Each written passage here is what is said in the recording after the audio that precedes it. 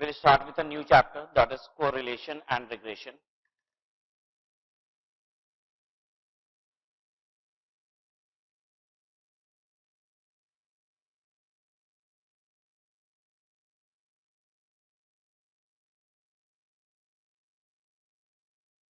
सबसे पहले टर्म को समझते हैं कोरिलेशन क्या चीज है. Correlation, it deals with relation between two quantities.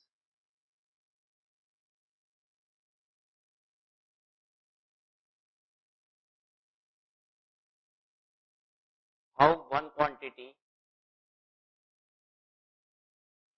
will change in relation to other.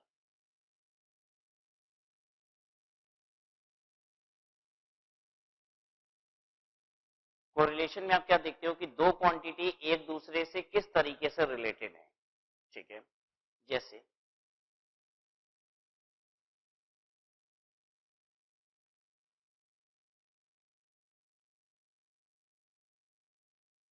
Height, इसको x ले लेते हैं, वेट इसको y ले लेते हैं.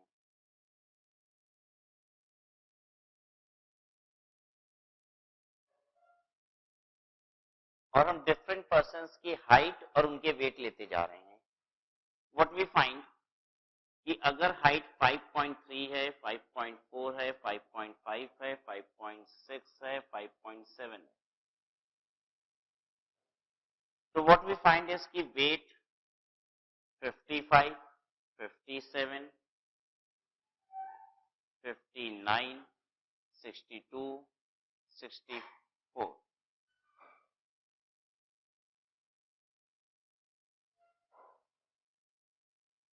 What we can see here is कि जब हाइट बढ़ रही है तो आपको दिख रहा है कि वेट भी क्या हो रहा है, बढ़ते जा रहा है. तो इसे कहा जाता है positive correlation. What is positive correlation? एक क्वांटिटी बढ़ेगी तो दूसरी क्वांटिटी भी क्या होगी, बढ़ेगी. या फिर उल्टा, एक क्वांटिटी गिरेगी तो दूसरी क्वांटिटी भी गिरेगी. ठीक है, ये वाला जो हमने ड्रॉ किया इसे कहा जाता है पॉजिटिव कोरिलेशन. कोरिलेशन का सिर्फ काम कितना है, ये रिलेशन बताता है दो क्वांटिटी का. ठीक है,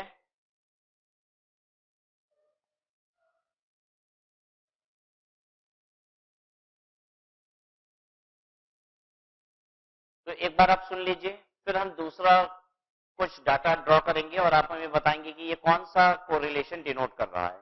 ठीक है, पॉजिटिव कोरिलेशन का मतलब क्या होता है, अगर एक क्वांटिटी बढ़ेगी तो दूसरी क्वांटिटी भी बढ़ेगी, या फिर एक क्वांटिटी गिरेगी तो दूसरी क्वांटिटी भी गिरेगी.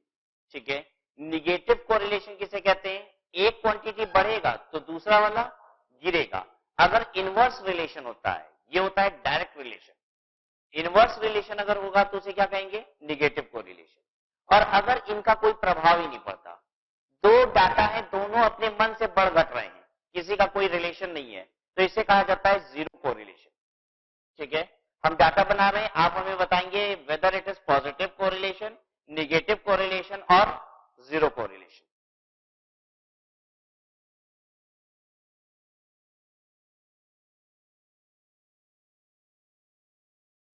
Marks of different student in maths and stats. ठीक है, बच्चे मैथ्स में कितना पाए और स्टैट्स में वही बच्चा कितना पाया है. 30, 35, 38, 39, 42. ठीक है, स्टैट्स में मार्क्स देखिए उसी बच्चे के 35, 37, 39, 41, 46.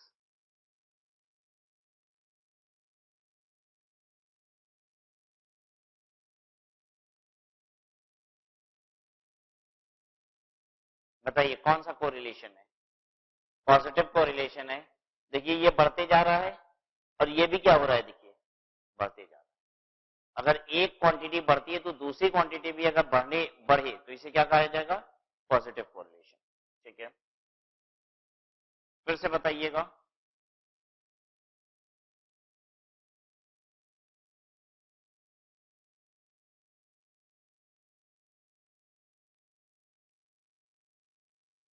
ये क्या है? Negative correlation.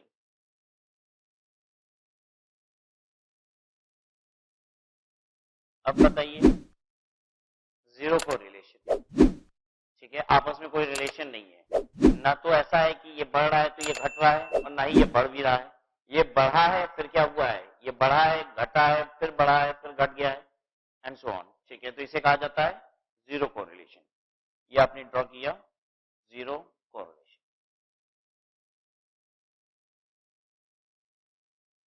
ठीक है। अगली heading सीखिएगा, correlation coefficient.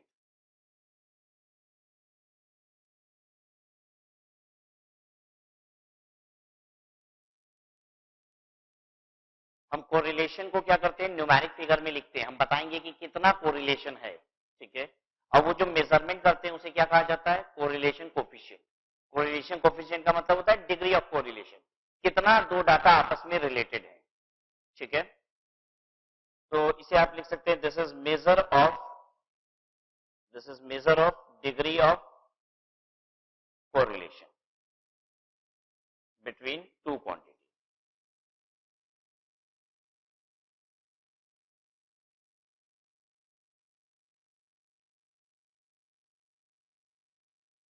It is denoted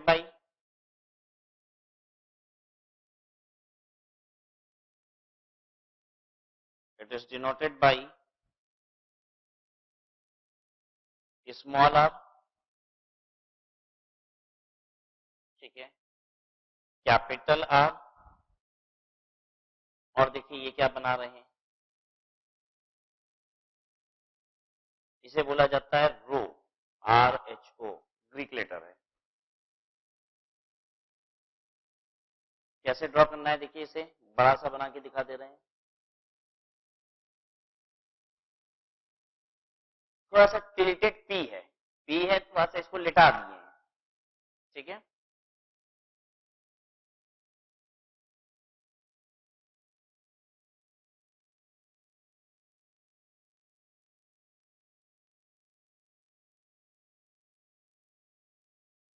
ठीक है यहां तक। अब चलिए अपने नोट्स को रेफर कीजिए।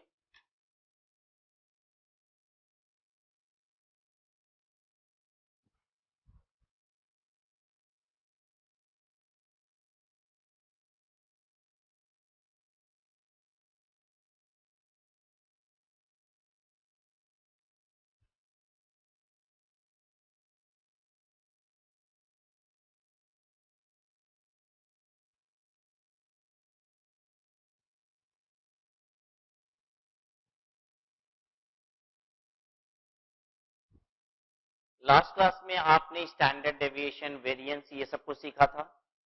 वेरिएंस क्या होता है,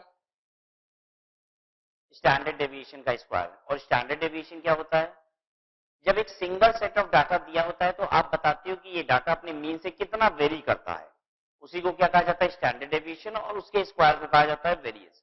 यानी सिंगल सेट ऑफ डाटा दिया हुआ है और वो डाटा अपने मीन से कितना वेरी कर रहा है, इसकी कैलकुलेशन करनी हो तो हम क्या निकालते हैं, वेरिएंस, ठीक है।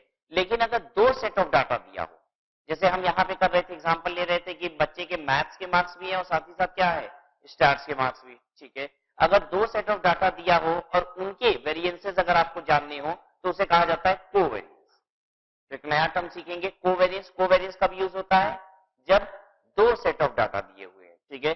सिंगल सेट ऑफ डाटा में जो हम वेरिएंस निकालते हैं वही अगर हम दो सेट ऑफ डाटा के साथ निकालते हैं तो क्या बोला जाता है, कोवेरियंस।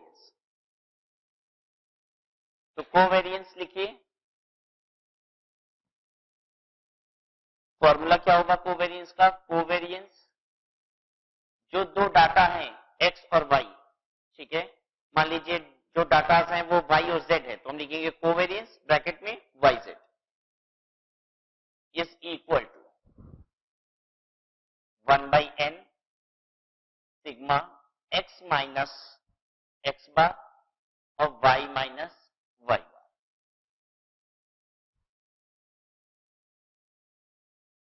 ठीक है। We can use another formulas, और sigma x Y upon N minus sigma x upon n into sigma y upon n।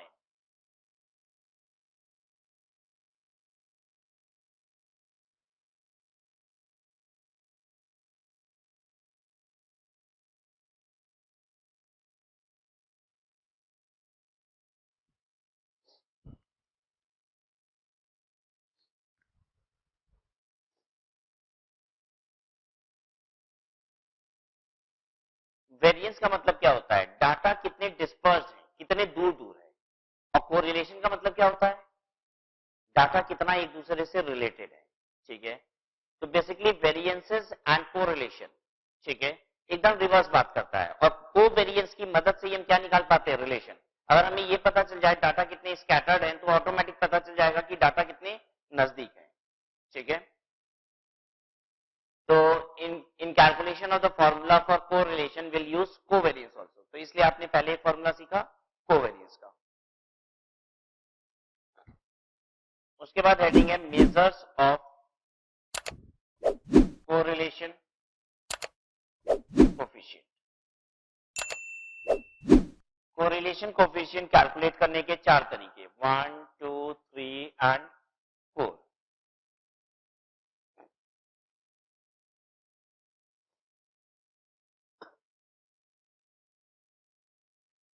Number 1, scatter diagram method. Scatter diagram method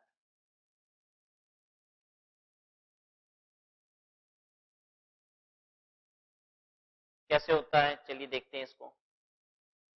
example लीजिए, एक डाटा बनाइए।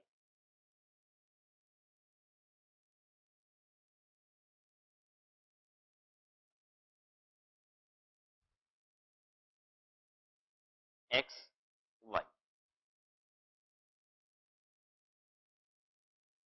x5 y8 x7 y10 x9 y15 x10 y17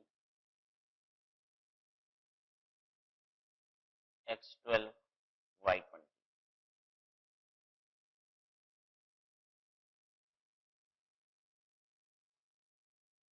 scatter diagram method ये हम क्या करते हैं, ये जो हमें दो डाटा दिए होते हैं इनको हम ग्राफ पेपर पे प्लॉट कर देते हैं। कैसे प्लॉट करते हैं? एक पॉइंट होगा मेरा 5 8, दूसरे पॉइंट को हम कहेंगे 7 10। अब इसे हम प्लॉट करेंगे। ये रही आपकी एक्स एक्सेस और ये है वाई एक्सेस। ठीक है,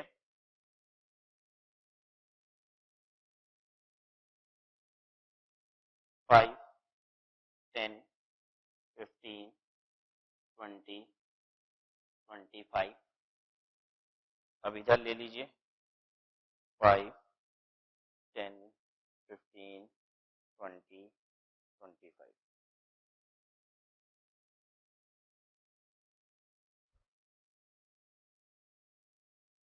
एक्स पे 5 वाई पे 8, एक्स पे 5 वाई पे 8।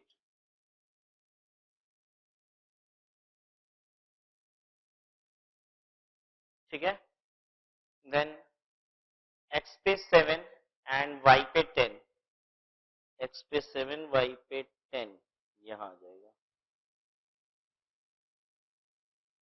एक्स पे 9 वाई पे 15, 9 वाई पे 15।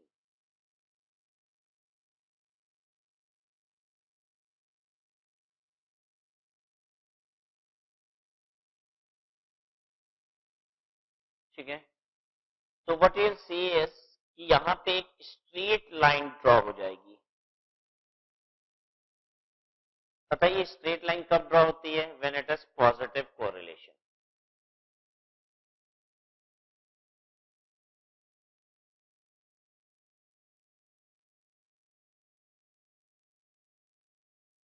अगर यही निगेटिव कोरिलेशन होता तो पता है ये लाइन कैसी होती? ये भी लाइन स्ट्रेट ही होती, लेकिन निगेटिव कोरिलेशन में ये लाइन ऐसी गिरती। पॉजिटिव कोरिलेशन में ऐसे बढ़ेगी, निगेटिव कोरिलेशन में ये इस तरीके से गिर जाती। और यही अगर जीरो कोरिलेशन होता तो कोई रिलेशन ही नहीं है। ऐसा भी हो सकता है लाइन ऐसे आ रही है, नीचे गिर रही है, फिर ऊपर भी उठ जा रही है। This is zero correlation. तो अब तीनों का ग्राफ भी ड्रॉ कर लीजिए। जीरो कोरिलेशन ऐसा दिखेगा, ये है आपका पॉजिटिव कोरिलेशन, या चेक भी कर लीजिए जो डाटा हमने लिया था वो कैसा था, एक बढ़ रहा था एक्स तो वाई भी क्या हो रहा था, बढ़ रहा था। तो ये हमने पॉजिटिव कोरिलेशन ड्रॉ किया। अगर निगेटिव कोरिलेशन ड्रॉ करते तो ऐसा होता,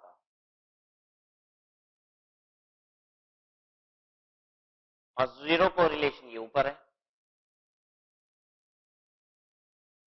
तो एग्जाम में कभी डायग्राम बना दे और आपसे ये पूछे ये कौन सा कोरिलेशन डिपेक्ट कर रहा है, तो भी आप आइडेंटिफाई कर सके।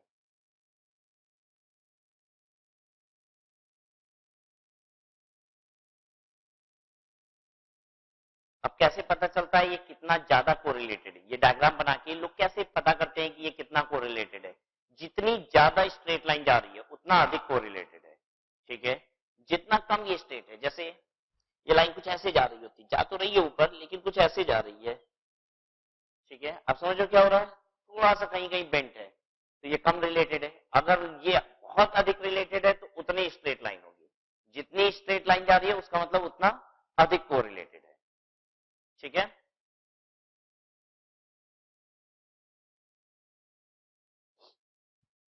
तो ये था स्कैटर डायग्राम मेथड, इसमें कोई फॉर्मूला नहीं लगता, कोई कैलकुलेशन नहीं करनी है, डायग्राम बना के आपको दो डाटा का रिलेशन आइडेंटिफाई करना है।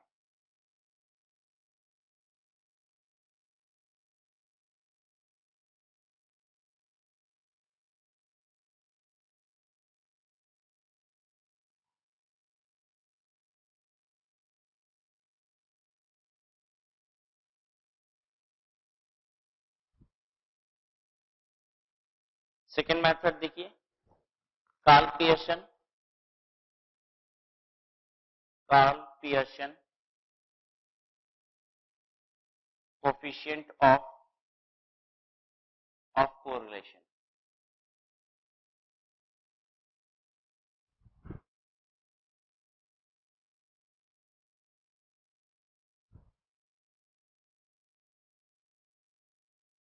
कोरिलेशन को डिनोट कैसे करते हैं,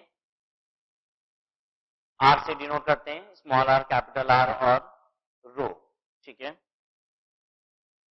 तो इसके लिए फॉर्मूला लिख रहे हैं कोरिलेशन के लिए, आर किसका कोरिलेशन है ये नीचे लिख देते हैं, डाटा अगर एक्स वाई है तो कोरिलेशन ऑफ एक्स वाई, ठीक है, is equal to covariance x Y upon standard deviation x into standard deviation Y.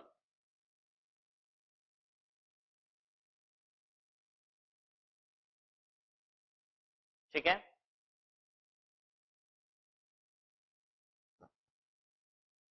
Covariance का फॉर्मूला अभी अभी सीखा था हम लोग ने, क्या होता है कोवेरियंस का formula,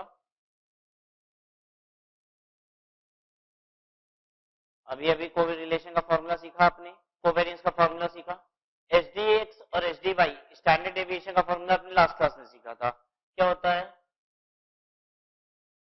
root X minus sigma X minus x bar upon X minus x bar का होल स्क्वायर अपॉन एन, ठीक है। एच डी वाई निकालना हो कैसे निकालेंगे, root over sigma Y minus Y bar का होल स्क्वायर एन।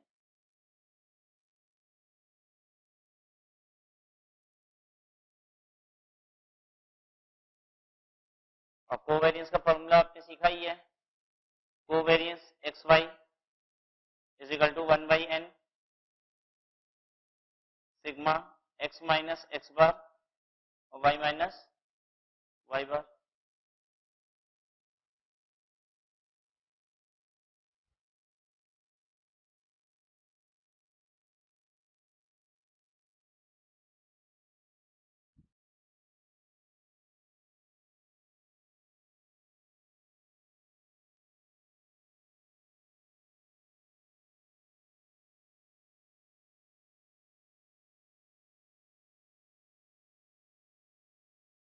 ठीक है, correlation will always lie between -1 and 1, ठीक है। तो कोरिलेशन कैसा होगा, -1 less than is equal to correlation less than is equal to +1।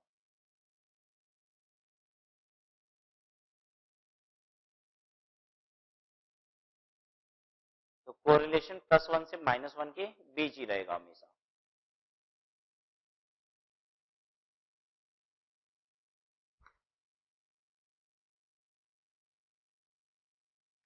चलिए कुछ क्वेश्चन करते हैं पहले।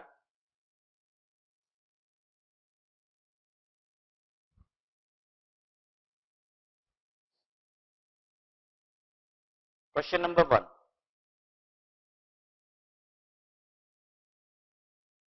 the correlation coefficient between two variables x and y is negative, the regression coefficient of y on x is।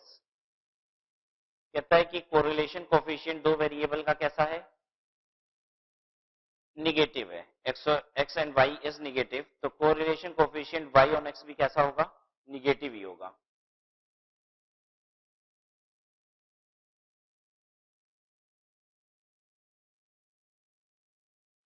Which method of correlation is not affected by extreme values? कह रहा है extreme values से कौन से correlation affected नहीं होते हैं। Basically ये जो हम लोग स्कैटर डायग्राम बना रहे थे, इसमें एक्सट्रीम वैल्यूज की हमें जरूरत नहीं है कि सबसे पहली वैल्यू क्या थी, आखिरी वैल्यू क्या थी। अगर लाइन इस तरीके से ड्रॉ हुई है तो हम थोड़ा सा इसको आगे बढ़ा सकते हैं, इसको भी थोड़ा सा पीछे खींच सकते हैं, ठीक है। तो एकदम आउटर बॉन्ड एक्सट्रीम वैल्यूज तक हमें पता हो इसकी जरूरत नहीं होती है। तो this is scatter diagram.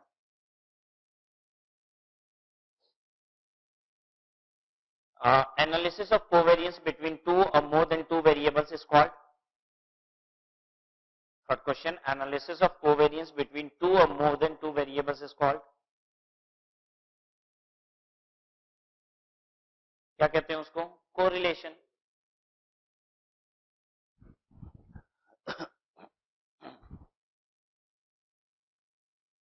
Fourth, if the plotted point in a scatter diagram are evenly distributed, then the correlation coefficient is। कहता है कि if the plotted points in a scatter diagram are evenly distributed। इवेंटली distributed का मतलब होता है हर जगह दिखाई दे रहे हैं। जैसे ये रहा, इवेंटली का मतलब हर जगह, यहां भी पॉइंट बना है, यहां बना है, यहां बना है, यहां बना है, सब जगह पॉइंट बन गया है। याद आ रहा है जब हम लोग यहाँ पे पॉइंट ड्रॉ कर रहे थे, जो हम लोग ने डाटा लिया था, तो उसका पॉइंट कैसे ड्रॉ हो रहा था, ऐसे ऐसे ऐसे ऐसे ऐसे, ठीक है। तो कह रहा है इस जो डायग्राम आपने बनाया स्कैटर डायग्राम, उसमें पॉइंट्स हर जगह दिखाई दे रहे हैं, दे आर इवनली डिस्ट्रीब्यूटेड। तो अब पूछ रहा है कि बताइए ये क्या कैसा रिलेशन है।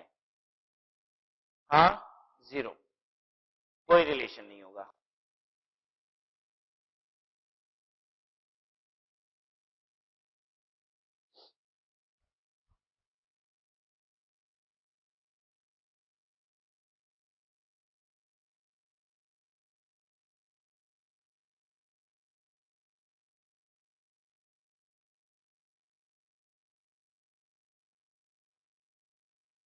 Question 5, if x is equal to x minus x bar. कहता है x मान लीजिए x माइनस एक्स बार है, and y is equal to y minus Y bar, and the number of pairs is n। Number of pairs का मतलब number of observation, ठीक है। Number of pairs, क्यों नंबर ऑफ पेयर्स बोल रहा है, क्योंकि देखिए हर x के डाटा के लिए एक डाटा किसका दिया हुआ है, y का। तो ये देखिए ये एक पेयर है, ये क्या है, दूसरा पेयर, ये क्या है, तीसरा पेयर। जितने डाटा हैं x और y के, वो एक एक पेयर है, ठीक है। बेसिकली जितने पेयर है उतने ऑब्जर्वेशन है, आप कह लीजिए। And the number of pairs is n, then the correlation coefficient between x and y is defined as। correlation coefficient between x and y is defined as। Basically x minus x bar की जगह आपको क्या बढ़ना है, x, और y minus Y बार की जगह पे y रखना है। तो कह रहा है कोरिलेशन कोफिशिएंट का फॉर्मूला क्या हो जाएगा, आप हमें बताइए। चलिए देखिए, देखिए फॉर्मूला ये है कोरिलेशन का, कोरिलेशन एक्स वाई, ठीक है। न्यूमरेटर में रखना है कोवेरियंस एक्स वाई। कोवेरियंस का फॉर्मूला ये रहा, ये न्यूमरेटर में रखना है 1/n sigma x minus x bar y minus Y bar, ठीक है, whole upon H D x into H D Y. तो दिस इंटू दिस,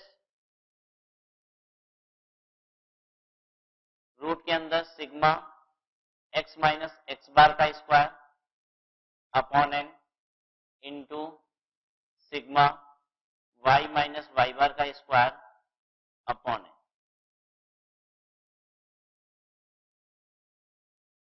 ठीक है यहां तक?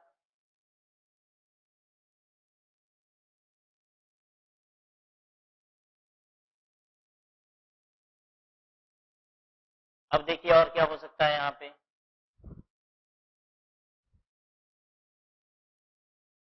One by N, X minus x bar की जगह पे रख दीजिए एक्स, सिग्मा एक्स वाई हो गया। वाई माइनस वाई बार की जगह पे Y, full upon root over X minus x bar की जगह पे एक्स, ये हो जाएगा sigma x square upon N into sigma Y square upon N. ये देखिए क्या हो जाएगा, sigma x Y upon N into, ये न्यूमरेटर में जाएगा तो उलट जाएगा। ठीक है, तो क्या हो बचेगा इधर, root n upon sigma x square into root n upon sigma Y square. ठीक है, ये हो गया सिग्मा एक्स वाई, और root n into root n, ये हो गया n upon n root over sigma x square into sigma Y square.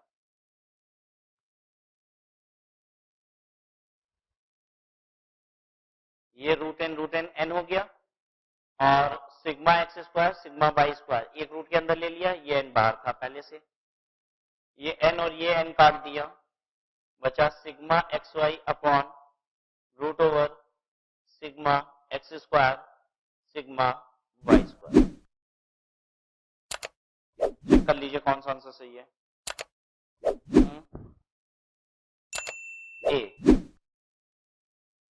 A is the correct answer. ठीक है,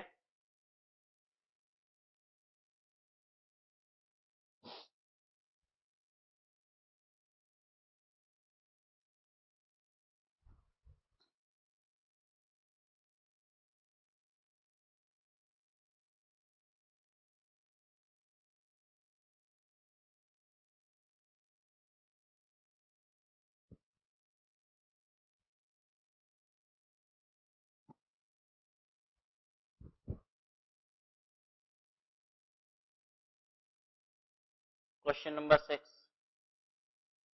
This one was 5.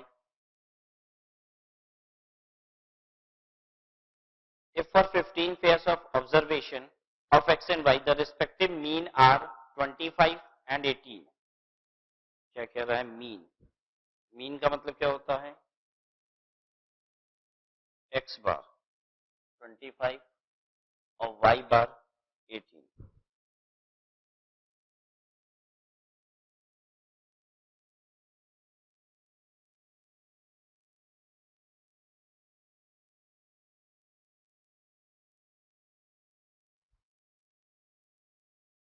15 pair of observation, 15 pair of observation, n is 15। फिर क्या कहता है, and the sum of square of the deviation taken from their mean are 138 and 136 respectively. Sum of square of the deviation from mean, इसका मतलब हो गया x minus x bar का square, x minus x bar का square is equal to कितना 138, और y minus Y bar का square कितना हो गया, sum of square of the deviation from mean. ठीक है, y माइनस वाई बार का स्क्वायर इज 136। अब चाहिए क्या इसे, also the correlation coefficient between them, correlation coefficient मतलब आर एक्स वाई इज 0.89। आपको निकालना है covariance x y, COV x y, ये निकालना है।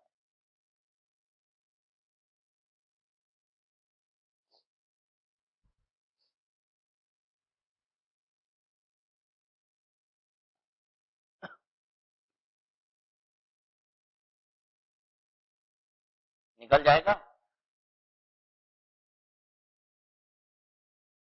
देखिए हमें कोरिलेशन एक्स वाई का फॉर्मूला मालूम है, correlation x Y is equal to covariance x Y upon standard deviation x into standard deviation y. तो हम लोग क्या करते हैं, स्टैंडर्ड डेविएशन एक्स और स्टैंडर्ड डेविएशन वाई निकाल लेते हैं।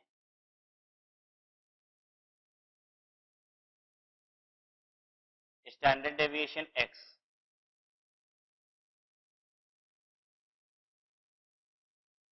Root sigma X minus x bar का स्क्वायर अपॉन एन।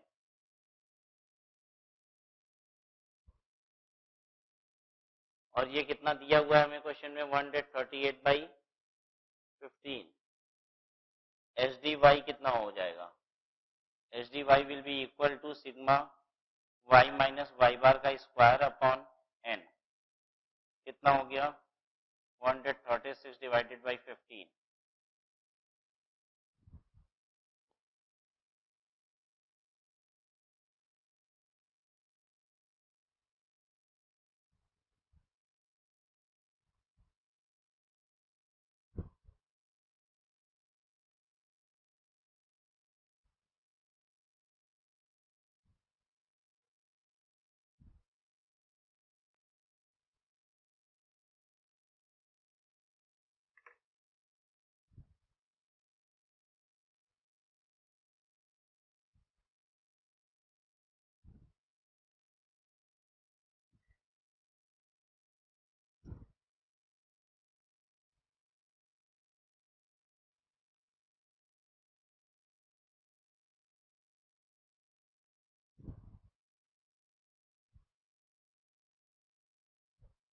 बताइए कितना आ रहा है,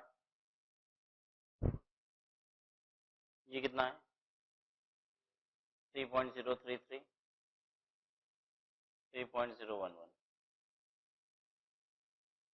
तो अब correlation x Y is equal to covariance x Y upon standard deviation x into standard deviation y. 0.89 is equal to covariance x Y upon 3.033 into 3.011। तो covariance x Y कितना बता दीजिए, 0.12।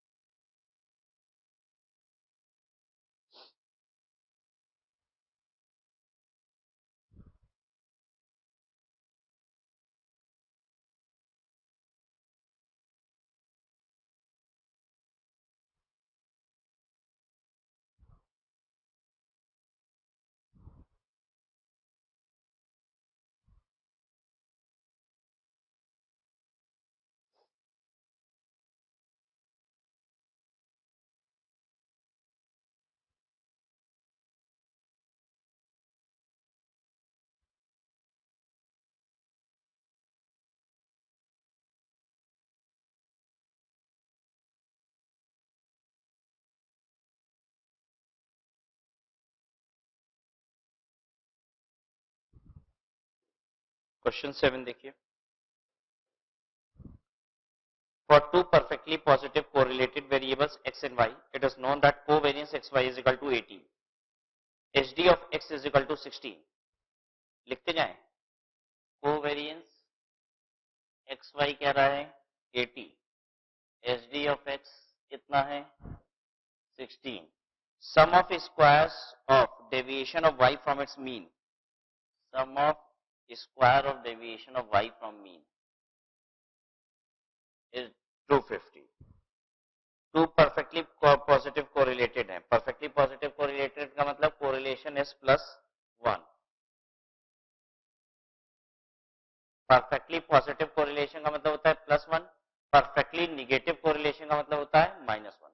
ठीक है, और बाकी कोरिलेशन भी +1 और -1 के बीच में ही रहेंगे। इतना डाटा दिया हुआ है, निकालना क्या है, find the number of observation, आपको n निकालना है। एक बार आप ट्राई कीजिए तो कि आप इतने डाटा से n निकाल पा रहे हो कि नहीं।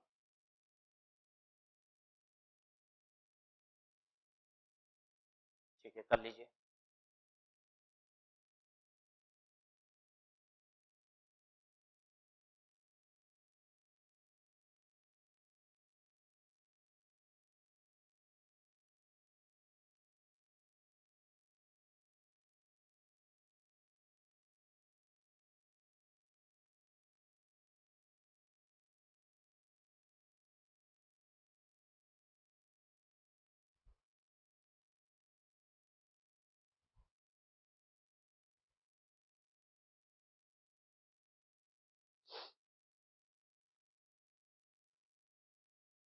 हो पा रहा है सबसे?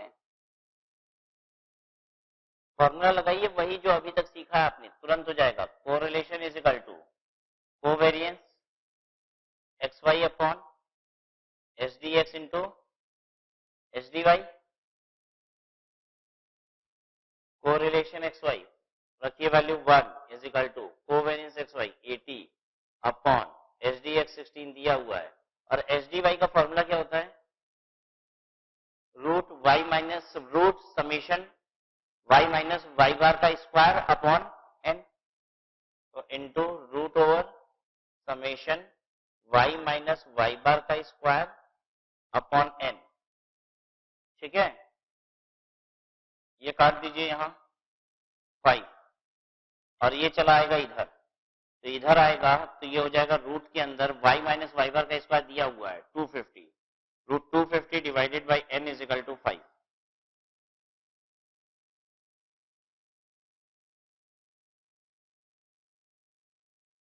ठीक है, स्क्वायर कर दीजिए both the sides, both the side square कर देंगे। ये 250 डिवाइडेड बाई एन हो गया, ये हो गया 25।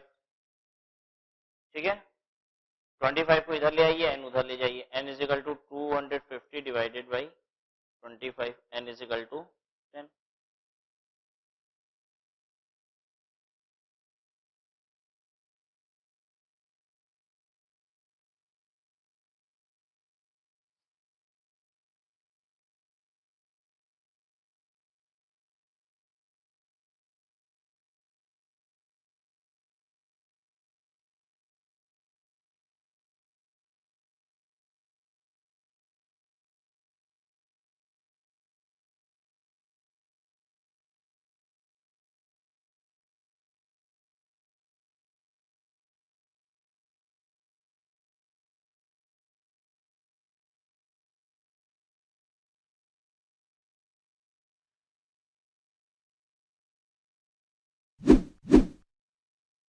ठीक है, 8 देखिए, if covariance between two variables is 30 then what restriction should be put। कहता है कोवेरियंस अगर दो वेरिएबल के बीच में 30 है तो क्या रिस्ट्रिक्शन इसमें से पुट किया जा सकता है? Product of the variance must be more than 30, no restriction. Product of standard deviation must be at least 30, product of standard deviation must be at most 30। एक बार कुछ लिखते हैं तो शायद बात समझ में आए। देखिए जरा,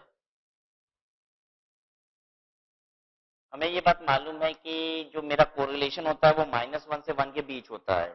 ठीक है, तो इसका मतलब क्या है कि जो मेरा कोरिलेशन है हम कैसे लिखेंगे? -1 is less than is equal to correlation less than is equal to +1। ठीक है, तो क्या हम इसको इस तरीके से ले सकते हैं? Mod correlation is less than is equal to 1।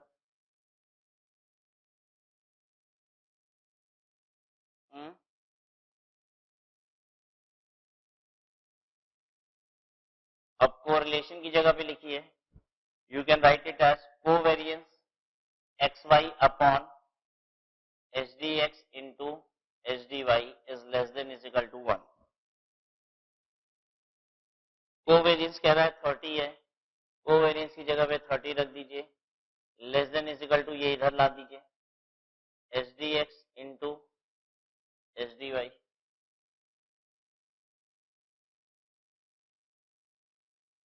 इसका मतलब ये हो गया कि product of standard deviation will be greater is equal to 30, product of standard deviation will be greater is equal to 30। देखिए ऐसा आंसर कौन सा है? C, product of standard deviation must be at least 30, कम से कम 30 होगा, उससे ज्यादा भी हो सकता है। Answer is C.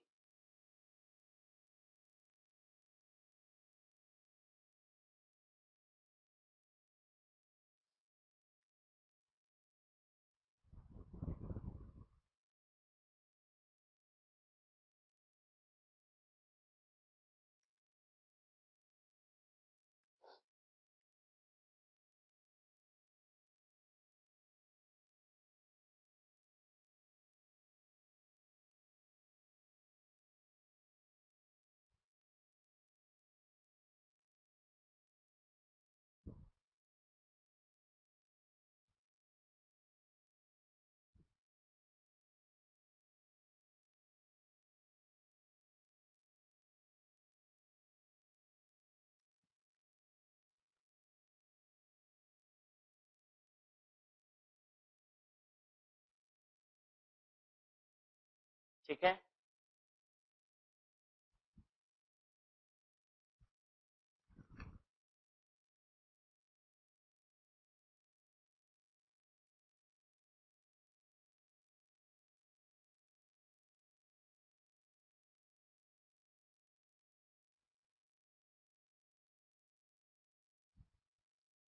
क्वेश्चन 9 देखिए,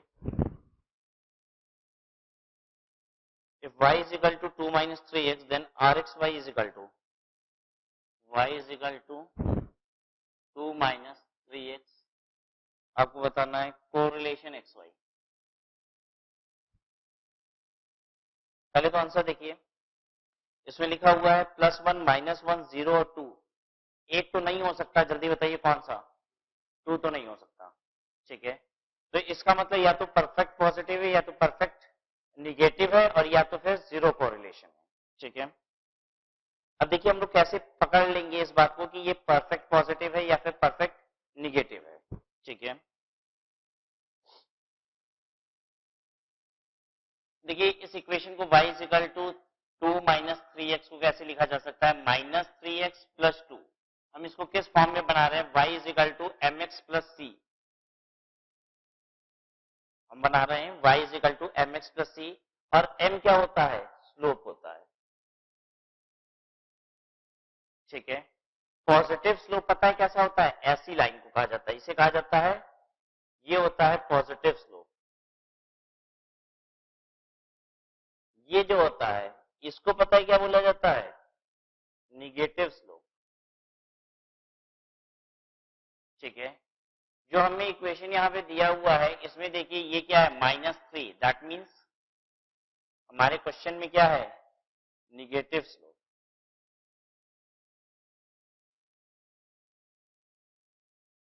ठीक है। अगर निगेटिव स्लोप होगा तो कोरिलेशन क्या होगा? -1।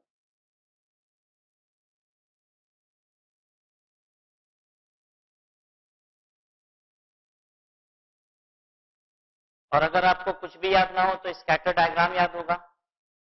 स्कैटर डायग्राम में आपने सीखा था कि इस तरीके की लाइन अगर है तो वो क्या रिप्रेजेंट करता है? पॉजिटिव कोरिलेशन, ठीक है। अगर ऐसी लाइन है, गिर रही है लाइन, तो ये क्या रिप्रेजेंट करता है? निगेटिव कोरिलेशन, ठीक है।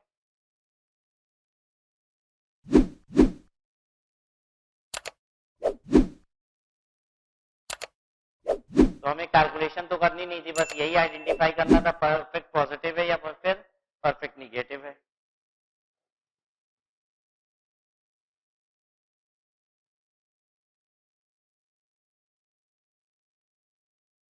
क्वेश्चन 10,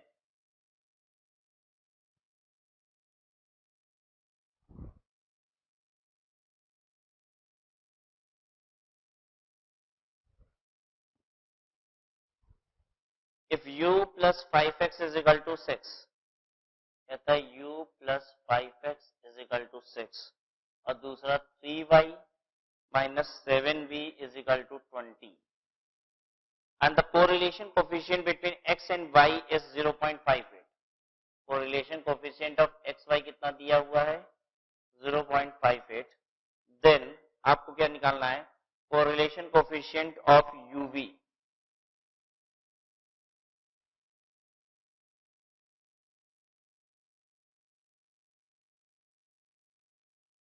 ध्यान दीजिएगा, if u is an equation of x and y is an equation of v is an equation of y, ये u क्या है? एक इक्वेशन ऑफ x है। कैसे बनेगा? बना लेते हैं। u is equal to -5x plus 6, ठीक है। ये इससे बना दिया हमने। इसकी मदद से देखिए क्या कर रहे हैं? -7v is equal to -3y plus 20, v is equal to 3/7 y minus 20/7।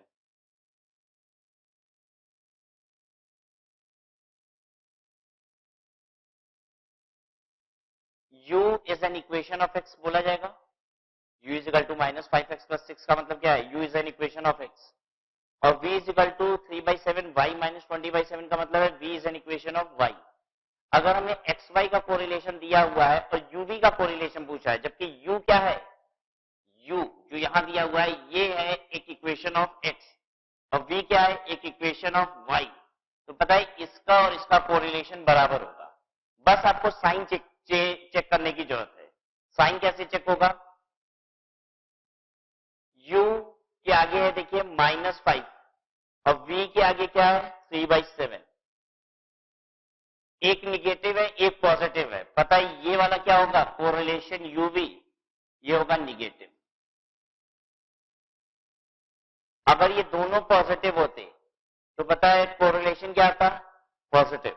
अगर ये दोनों निगेटिव होते तो भी कोरिलेशन क्या आता, पॉजिटिव। बात समझ में आ गई। हमें दो इक्वेशन दिए हुए हैं, ठीक है, किस तरीके से, where an u is an equation of x और v is an equation of y, और हमें कोरिलेशन किसका दिया हुआ है, एक्स वाई का।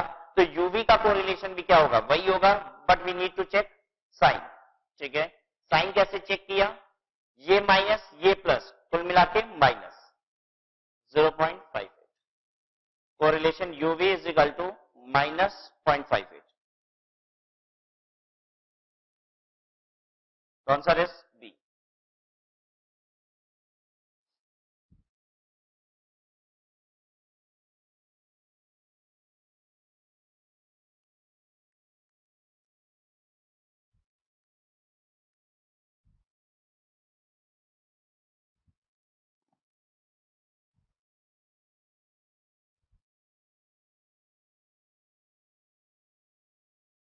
ठीक है, तो हम लोग ने क्या क्या सीखा अभी, स्कैटर डायग्राम सीख लिया और कार्ल पियर्सन सीख लिया। अब आगे देखिए, तीसरा कैलकुलेशन का तरीका है रैंक कोरिलेशन कोफिशिएंट।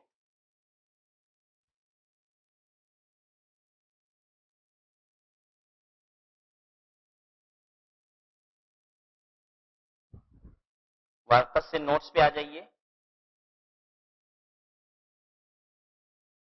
और हेडिंग दीजिए रैंक कोरिलेशन कोफिशिएंट। ये थर्ड मेथड पढ़ रहे हैं हम लोग।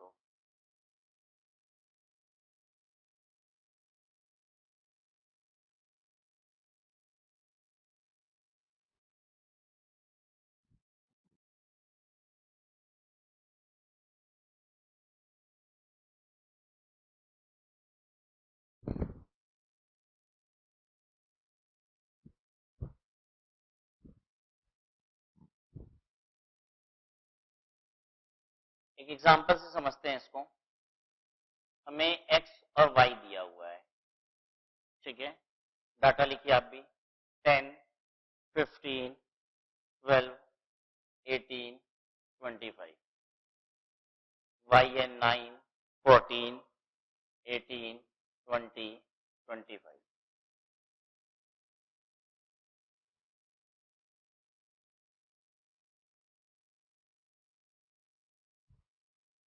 ठीक है, एक बात बताइए कैसा कोरिलेशन आएगा, क्या आपको लग रहा है, पॉजिटिव आएगा, निगेटिव आएगा या फिर जीरो आ जाएगा?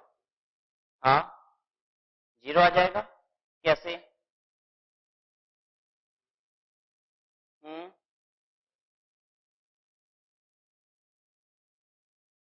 10, 15, 12, 18, 25, ठीक है, 9, 14, 18, 20 एंड 25। ठीक है, हमने आपको एक बात सिखाई थी कि positive correlation, negative correlation and zero correlation. ठीक है, पता है वो बात किसके लिए अप्लाई करती है, जो बात आपने अभी तक पढ़ी थी, that was scatter diagram and Karl Pearson. ठीक है, अब यहां पे देखिए कैलकुलेशन कैसे होगी। आप निकालेंगे यहां पे सबसे पहले आर एक्स, रैंक दीजिए,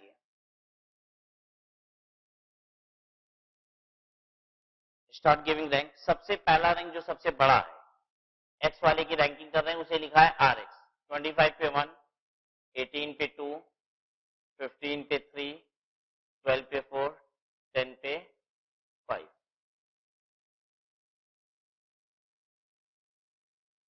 आर वाई, रैंक वाई दीजिए। सबसे पहले 1, 2, 3, 4, 5।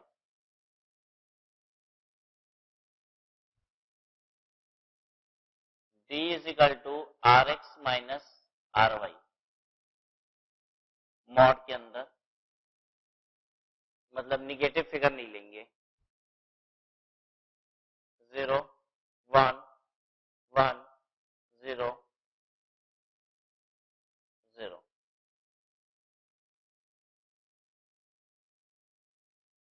ठीक है, देन डी का स्क्वायर 0 1 1 0 0, टोटल इज 2।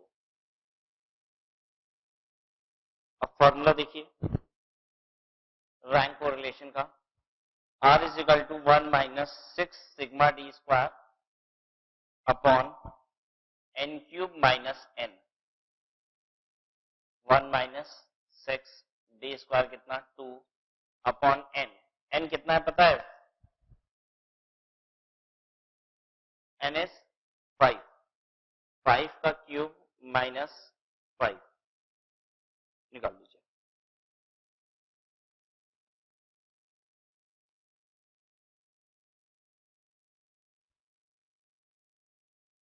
0.9।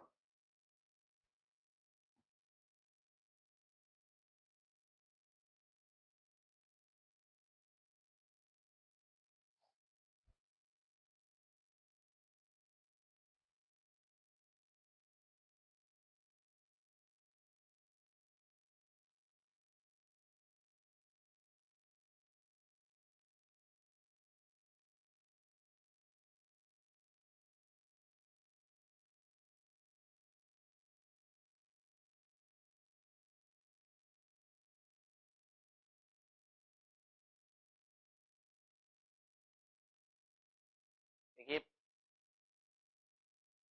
जब भी हम डाटा से कोरिलेशन की बात करते हैं तो मेजॉरिटी ऑफ द डाटा किस तरीके से रिएक्ट कर रहे हैं ये चीज चेक की जाती है। ठीक है, ज्यादातर केसेस में आपको क्या दिख रहा था यहाँ पे, जब x बढ़ रहा है तो y भी बढ़ रहा है, या फिर x गिर रहा है तो y गिर रहा है, या फिर कोई रिलेशन नहीं है। मेजॉरिटी ऑफ द केसेस में क्या दिख रहा है आपको? मेजॉरिटी ऑफ द केसेस में यही दिख रहा है कि अगर x बढ़ रहा है तो y भी क्या हो रहा है हमारा, बढ़ रहा है। ठीक है, except for just one of the case जहां पे x 15 से 12 हो गया था लेकिन y हमारा वहां पे भी बढ़ा था। रेदर देन दिस, अगर हम इस पर्टिकुलर केस को छोड़ दें तो मेजॉरिटी ऑफ द केसेस हमें यही दिखा रहे हैं कि अगर मेरा x बढ़ता है तो y भी क्या हो रहा है, बढ़ रहा है। इसलिए हमारा कोरिलेशन यहाँ पे क्या है, पॉजिटिव। ठीक है, अगर मान लीजिए सभी डाटा हैफोजर्ड चल रहे होते, ठीक है, तो मेरा कोरिलेशन पता है क्या कितना आ रहा होता, 0 ही आता। ठीक है, और अगर ज्यादातर डाटा के केस में ऐसा होता कि x बढ़ रहा है तो y क्या हो रहा है, गिर रहा है। मेजॉरिटी ऑफ द केसेस अगर ऐसे होते तो ये क्या आ रहा होता, निगेटिव। क्लियर इतनी बात? चलिए काम करते क्वेश्चन करते हैं। आइए वापस question number 11।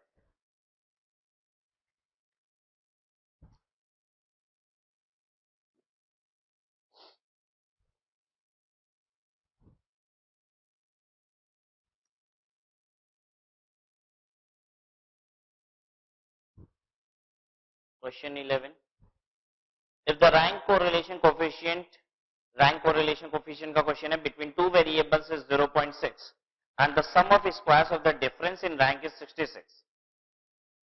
Some of square of difference का मतलब डी स्क्वायर दिया हुआ है आपको, कितना है 66। Then the number of observation, number of observation का मतलब एन। देखिए फॉर्मूला होता है r is equal to 1 minus 6 sigma d square upon n cube minus n. ठीक है, आर आपको मिल ही गया 0.6, 1 minus 6 sigma d square 6 into 66 upon n cube minus N.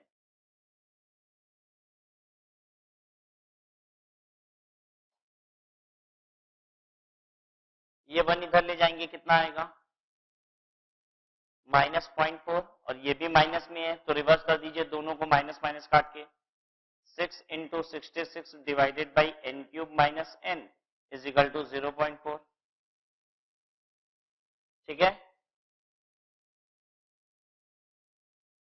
N cube minus N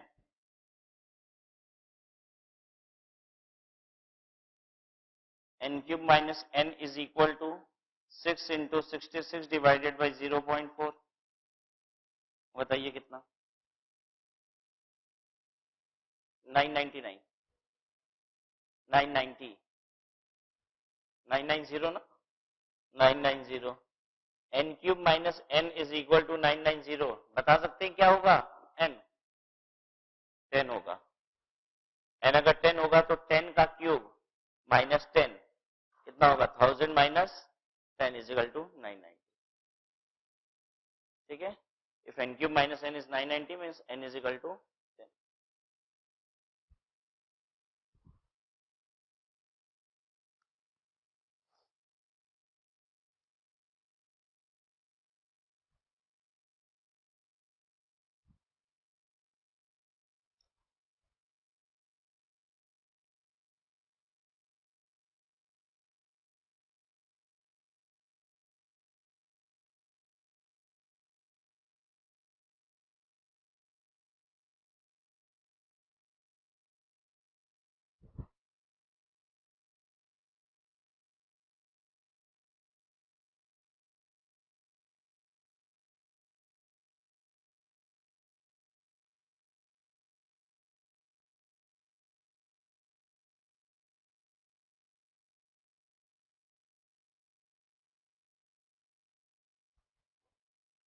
Question 12.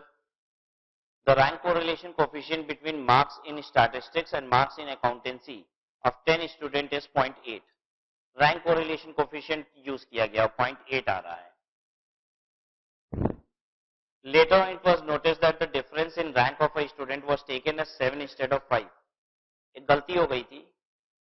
हुआ क्या था कि एक स्टूडेंट का रैंक 7 ले लिया गया था इंस्टेड ऑफ 5. मतलब एक स्टूडेंट का रैंक 5 लिखना था और आपने क्या ले लिया था 7 ले लिया था उसकी जगह. तो corrected value of correlation coefficient is. अब कोरिलेशन कोफिशिएंट सही करके निकालिए तो कितना निकलेगा. अभी तो फिलहाल हमने जो निकाला है वो 0.8 है. 0.8 is equal to 1 minus 6 sigma d square upon n cube minus n. ये फॉर्मूला होता है.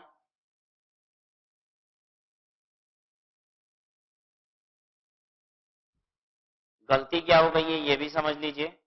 गलती ये हो गई है कि सिग्मा डी स्क्वायर निकालने के लिए आपने क्या किया था एक आइटम को 7 लिख दिया था. एक रैंक को 7 लिख दिया था जो कि वो कितनी थी 5 थी. ठीक है तो ये डी स्क्वायर ही गलत लिखा गया है तभी ये 0.8 आ रहा है.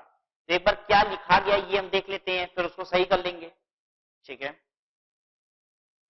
तो 0.8 is equal to 1 minus 6 sigma d square और n cube minus n. n कितना डाटा है 10.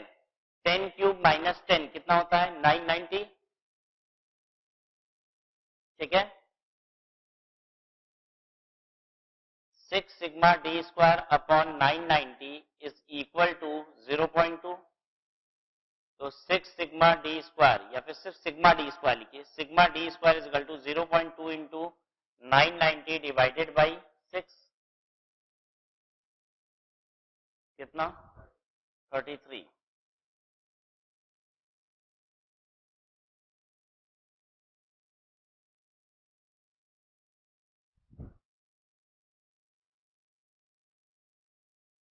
ये आ गया 33. ये तो गलत सिग्मा डी स्क्वायर है. ये गलत है. क्या गलती हुई है इसमें 5 एक रैंक था जिसको आपने क्या रिकॉर्ड कर दिया था 7. तो सही करिए इसको. करेक्टेड सिग्मा डी स्क्वायर 33 में से माइनस कर दीजिए 7 का स्क्वायर और प्लस कर दीजिए 5 का स्क्वायर.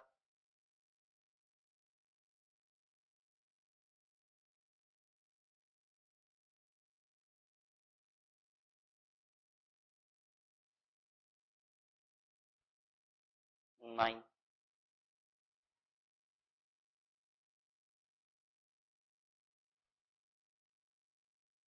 तो अब फिर से निकाल दीजिए कोरिलेशन रैंक कोफिशिएंट मेथड से 1 माइनस 6 इंटू 9 अपॉन 990.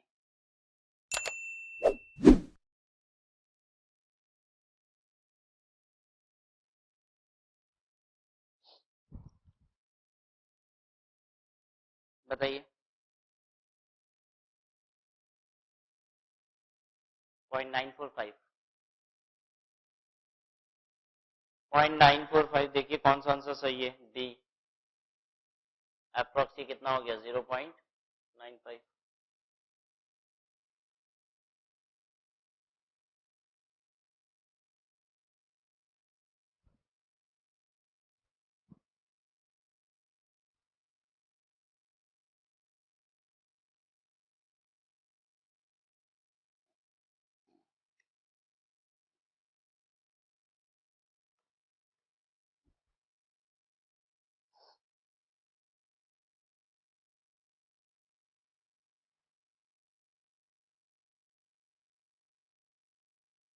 ठीक है,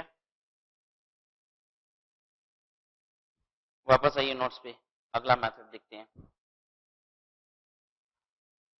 क्या क्या सीखा आपने अभी तक, स्कैटर डायग्राम, कार्ल पियर्सन और रैंक कोरिलेशन कोफिशिएंट। उसके बाद अगली हेडिंग दिख रही है आपको, कॉन्करेंट डेविएशन मेथड। कोड देखिए, कॉन्करेंट डेविएशन मेथड। पहले ये मेथड सीखिए।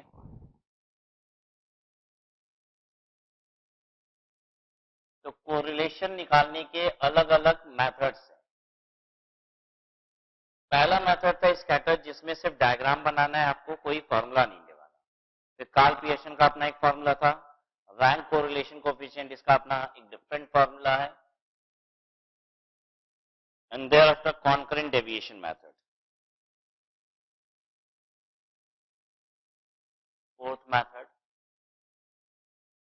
Concurrent deviation method. लिखिए आप भी डाटा एक्स और वाई।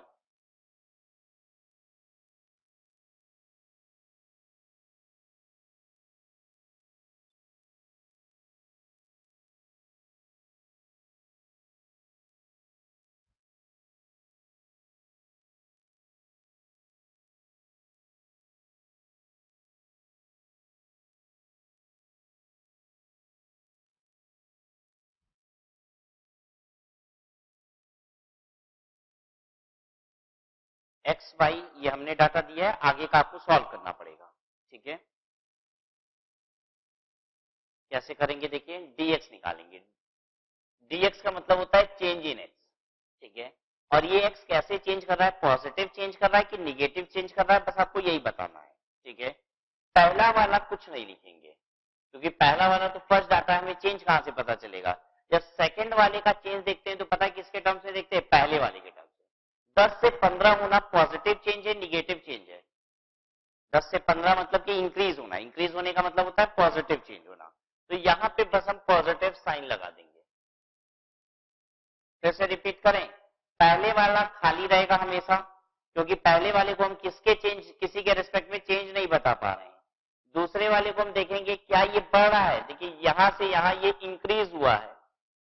ठीक है, और इसलिए हमने पॉजिटिव साइन लगाया। अब 15 से 18 चेक कीजिए क्या हो रहा है, इंक्रीज हो रहा है प्लस। 18 से 12 माइनस, 12 से 20 प्लस। ठीक है, वैसे ही आइए डीवाई में, 10 के आगे कुछ नहीं, 10 के आगे दूसरा वाला बोलिए, माइनस, देन प्लस, देन कोई चेंज नहीं है, इसको जीरो लिखते हैं। कोई चेंज नहीं होगी तो उसको जीरो लिख देंगे। ठीक है, देन 12 से 15 प्लस। देखिए सबको क्लियर है कि नहीं।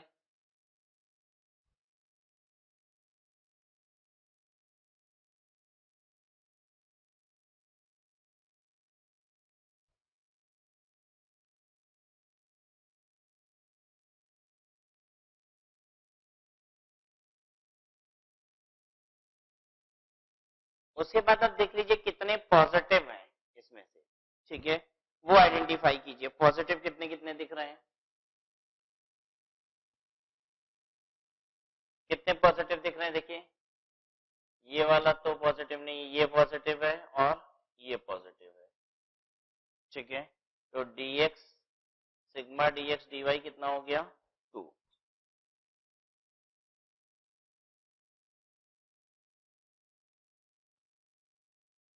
और इसी को बोला जाता है सी, स्मॉल सी। पॉजिटिव कैसे लिया जाएगा? दोनों पॉजिटिव है तब पॉजिटिव है, दोनों निगेटिव हो जाएगा तो भी पॉजिटिव। ठीक है, एक पॉजिटिव एक निगेटिव, पॉजिटिव नहीं हुआ, जीरो अगर एक आ गया तो भी पॉजिटिव नहीं होगा। ठीक है,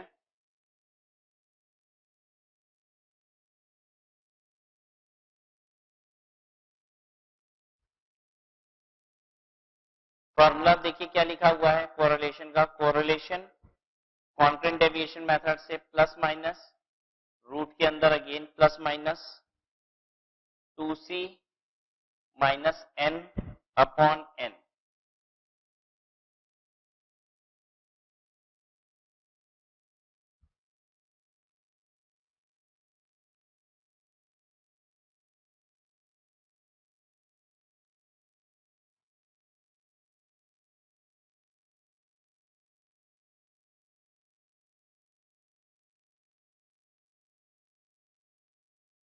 प्लस माइनस रूट ओवर, पता है यहां वाले प्लस माइनस रूट के अंदर जो प्लस माइनस साइन है इसका मतलब क्या है? यहां पे आप ऐसी साइन रखेंगे जिससे कुल मिला के रूट के अंदर फिगर पॉजिटिव हो जाए। जैसे ये कैलकुलेशन कर रहे हैं और निगेटिव फिगर आ रहा है तो बाहर निगेटिव लगा देंगे। ये ब्रैकेट के अंदर वाली फिगर अगर निगेटिव आ रही है तो ये वाली रूट के अंदर जो बाहर दिख रही है, रूट के अंदर ये जो फिगर दिख रही है ब्रैकेट के बाहर और रूट के अंदर ये जो फिगर दिख रही है इसको क्या बना देंगे? निगेटिव। प्लस माइनस में से इसको माइनस ले लेंगे सो दैट इसके अंदर की फिगर रूट की क्या हो जाए? पॉजिटिव। रूट के अंदर निगेटिव फिगर नहीं होता है, किसी भी निगेटिव नंबर का रूट नहीं होता, रूट हमेशा किसका होता है? पॉजिटिव नंबर का। तो इस प्लस माइनस साइन का ऑब्जेक्टिव सिर्फ और सिर्फ इतना है कि आप इसके रूट के अंदर वाली फिगर को पॉजिटिव बना दो। ठीक है, तो 2c, 2c मतलब 2 इंटू 2, ये है c।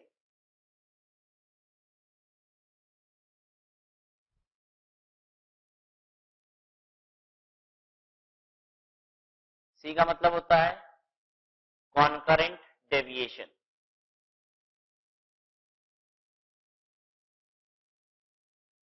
c is number of concurrent deviation. Concurrent deviation किसको कहते हैं? पॉजिटिव को कहते हैं कॉन्करेंट डेविएशन, यही है कॉन्करेंट डेविएशन।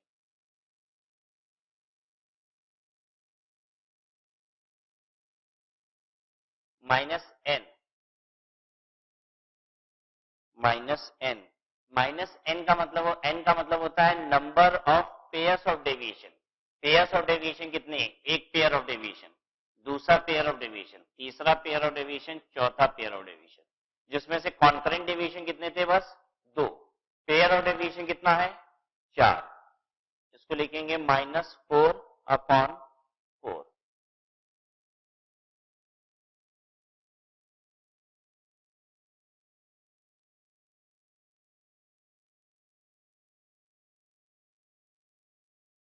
देखिए कितना आ गया?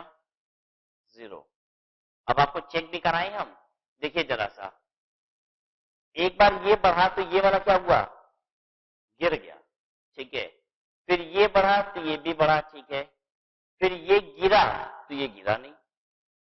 ठीक है, ये बढ़ा ये बढ़ा।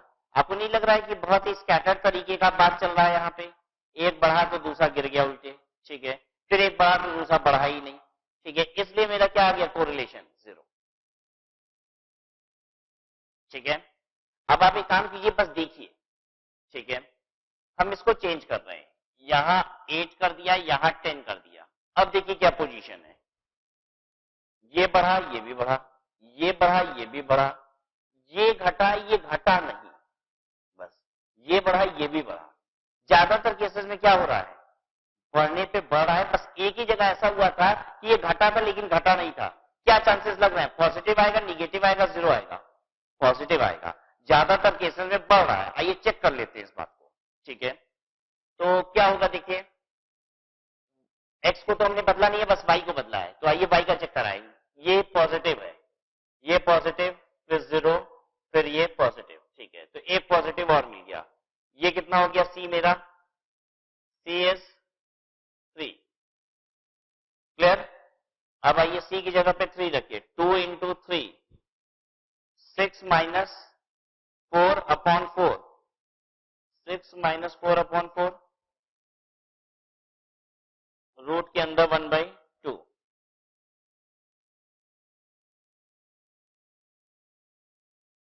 क्लियर है? कितना आता है 1/2 रूट? 1.41। नहीं, कितना आता है 1/√2?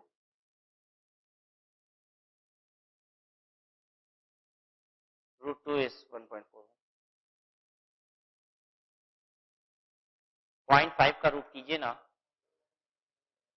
0.707।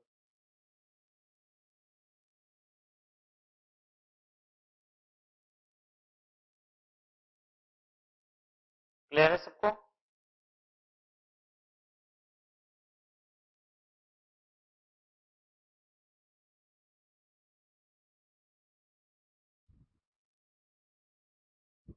तो निकल जाएगा ना कॉन्फ्रेंट डेविएशन मेथड भी। क्या करना है हमको?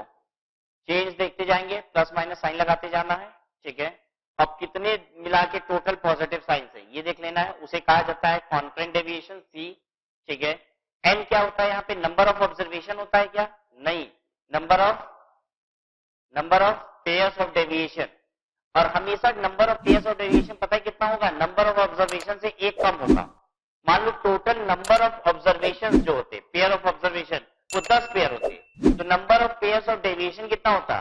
9 होता, क्योंकि एक का बस आप नहीं निकाल पाते, सबसे पहले वाले का ही तो नहीं निकाल पाएंगे। तो अगर मान लीजिए इस क्वेश्चन में हमने आपसे ये पूछ लिया, हमने ये नहीं पूछा आपसे आर निकालिए, हमने क्या किया, आपको ये सारा डाटा दे दिया और पूछ लिया बताइए number of pairs of observation कितने हैं, निकल जाएगा। हाँ, जितना एन दिया हो उससे बस क्या कीजिए, एक बढ़ा दीजिए। क्लियर है?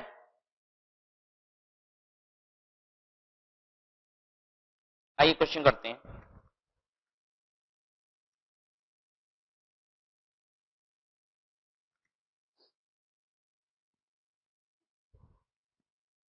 क्वेश्चन 30,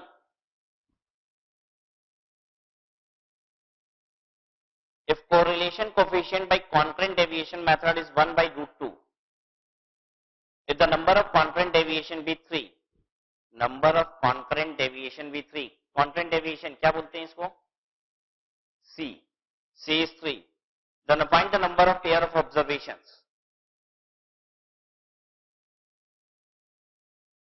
बेसिकली यही वाला आ गया, ध्यान दे रहे हैं आप? कोरिलेशन कोफिशिएंट 1/√2, ये भी तो आया है 1/√2 ही है, रूट 1/2 कह लीजिए या 1/√2 कह लीजिए, एक ही बात है ना, √1 is equal to 1।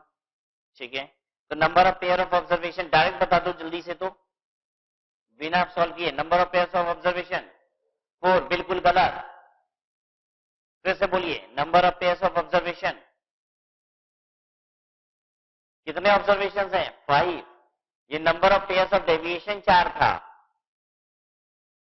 Number of pair of observation बोल रहा है। इतना तो जोर मार के बोले थे फॉर्मूला समझाते समय। अच्छा चलिए छोड़िए, ये जरूरी थोड़ी ना कि एग्जाम में ये करके बैठे होंगे समझने के लिए, तो कैसे सॉल्व करेंगे इस क्वेश्चन को, वो करते हैं। क्वेश्चन 13, कोरिलेशन का फॉर्मूला लगाइए, 1/√2 इज इक्वल टू रूट के अंदर 2c minus n upon N. 2c कितना? 2 into 3 minus n divided by n. 1/√2 is equal to root के अंदर 2c minus n upon n. Solve करिए इसको। एक काम करें, दोनों तरफ स्क्वायर कर देते हैं, ये हो जाएगा 1/2 is equal to 6 minus n upon N.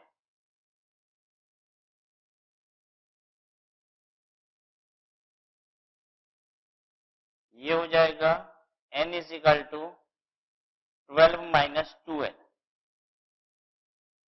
तो ये कितना हो जाएगा? 3n is equal to 12, n is equal to कितना? 4। और ये जो n आता है ये क्या आता है? Number of pair of observation? नहीं, नंबर ऑफ डेविएशन। तो n जो होगा नंबर ऑफ ऑब्जर्वेशन, जिसको स्मॉल n लिखते हैं हमेशा, ये कितना होगा? ये n से एक ज्यादा होगा, दिस विल बी 5। आ रहा है ना समझ में सबको?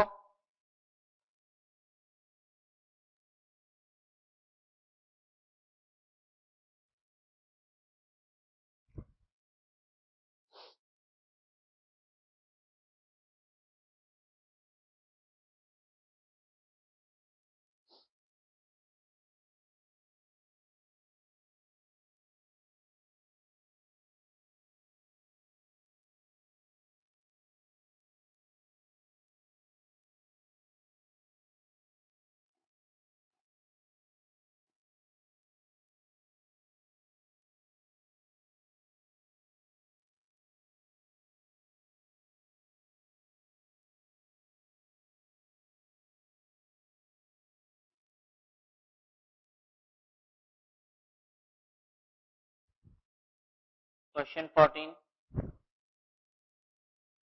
Coefficient of correlation between two variables x and y is 0.8 and their covariance. Covariance की बात कर रहा है, बताइए कौन से मेथड से सॉल्व करना है? कार्ल पियर्सन, ठीक है। कोरिलेशन 0.8 है, कोवेरियंस 20 है, variance of x series is 16, standard deviation of y series आपको निकालना है।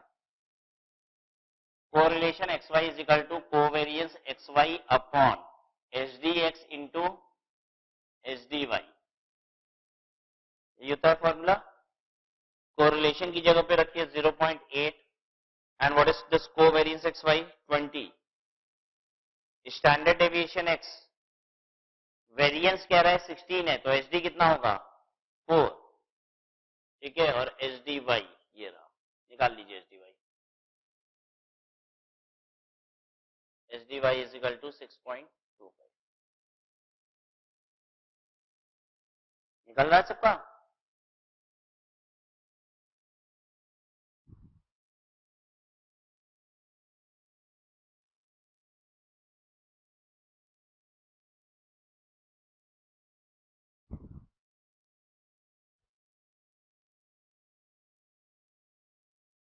तो एक बार बताइए कोरिलेशन क्या चीज होती है? What is this correlation? इतनी देर से हम लोग क्या सीख रहे हैं? अगर दो सीरीज ऑफ डाटा दिया हुआ है एक्स और वाई, तो वो आपस में किस तरीके से रिलेटेड है, ठीक है। दोनों क्वांटिटी एक दूसरे पे डिपेंडेंट किस तरीके से, एक के बढ़ने से दूसरा बढ़ता है, या फिर एक के बढ़ने से दूसरा गिरता है, या फिर दोनों हैफाजत चलते हैं, ठीक है। ये हम मेजर करते हैं with the help of 4 formulas. और क्या क्या वो 4 फॉर्मूलाज हम लोग ने देखे? एक तो स्कैटर्ड डायग्राम में, एक मेथड ये है, दूसरा कार्ल पियर्सन, तीसरा रैंक कोफिशिएंट, देन चौथा देन कॉन्फ्रेंट डेविएशन मेथड, ठीक है। तो ये 4 तरीके से हम ये जान पाते हैं कि दो सीरीज ऑफ डाटा आपस में किस तरीके से रिलेटेड है। Now we are coming to regression. इस चैप्टर का नाम ही क्या है? Correlation and regression. रिग्रेशन में क्या चीज है? Regression is basically regression equation, या फिर कह लीजिए रिग्रेशन एनालिसिस, ठीक है। Regression means regression equation. Regression equation कौन सा इक्वेशन होता है? ये वो इक्वेशन होता है जिससे आप एक्स और वाई के रिलेशन को एक इक्वेशन फॉर्म में क्रिएट कर देते हो, ठीक है। एक्स और वाई का जो रिलेशन है उसका जो हम इक्वेशन क्रिएट कर देते हैं उसी को रिग्रेशन कहा जाता है, ठीक है। तो ऐसे कहिए कि एक्स और वाई के रिलेशन की मेजरमेंट करना कोरिलेशन है। एक्स और वाई आपस में कितने रिलेटेड है इसे मेजर करना क्या है? कोरिलेशन। और एक्स और वाई के रिलेशन को अगर एक इक्वेशन फॉर्म में डाल दिया जाए, ठीक है, ऐसा इक्वेशन बना दें जिसमें आप एक्स की वैल्यू भरें तो अपने आप क्या आ जाए? वाई आ जाए। तो एक्स और वाई के रिलेशन को अगर हम एक इक्वेशन में प्रेजेंट कर देते हैं तो उसे क्या बोला जाता है? रिग्रेशन, ठीक है। तो आइए थोड़ा सा रिग्रेशन देखते हैं नोट से।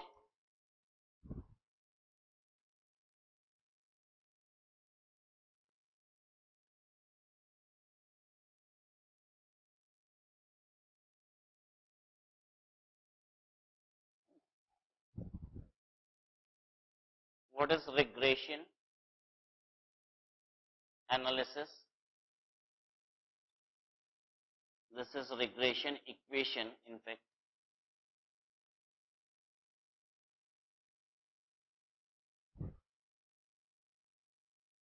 Equation of two or more related series of data.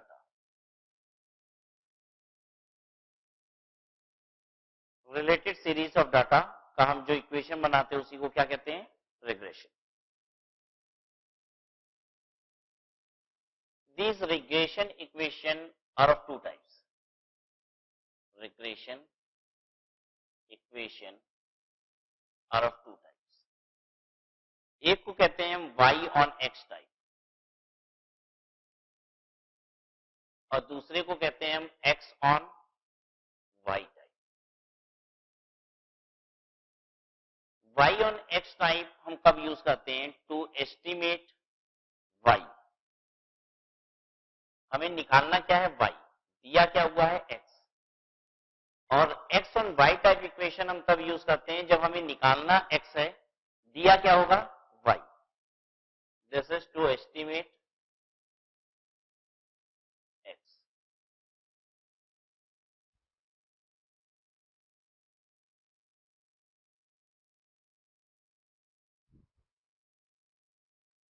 तो आपने लिखा regression equation are of two types, y on x type and x on y type. अब y ऑन x टाइप का इक्वेशन कैसा होता है, y minus Y bar is equal to b x y bracket में x minus x bar b Y x.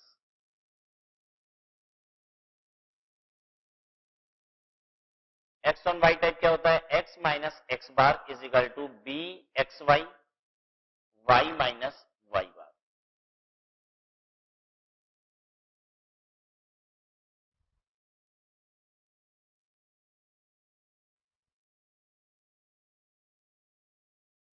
ठीक है, ये B Y x को बोला क्या जाता है, इसे बोला जाता है regression coefficient, regression coefficient of y on x, और इसको क्या बोला जाता है, regression coefficient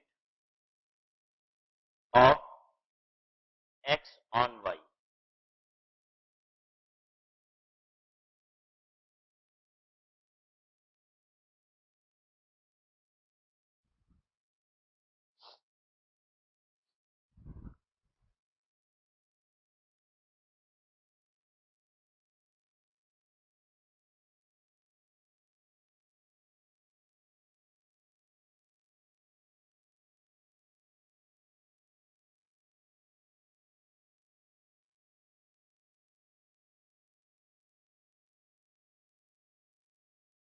regression coefficient of y on x अगर आपको निकालना होगा तो ये निकालेंगे कैसे, b Y x is equal to covariance x Y upon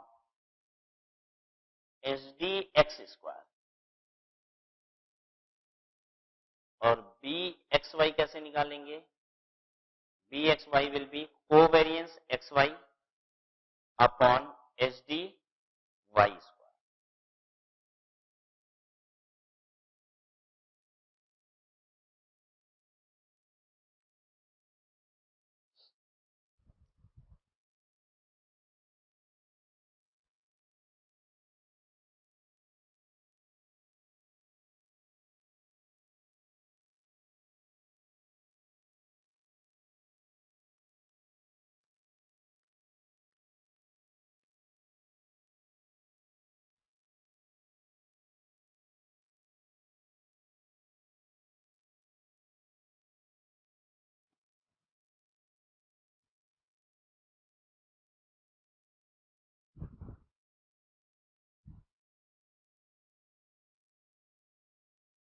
हो गया नोट सबका।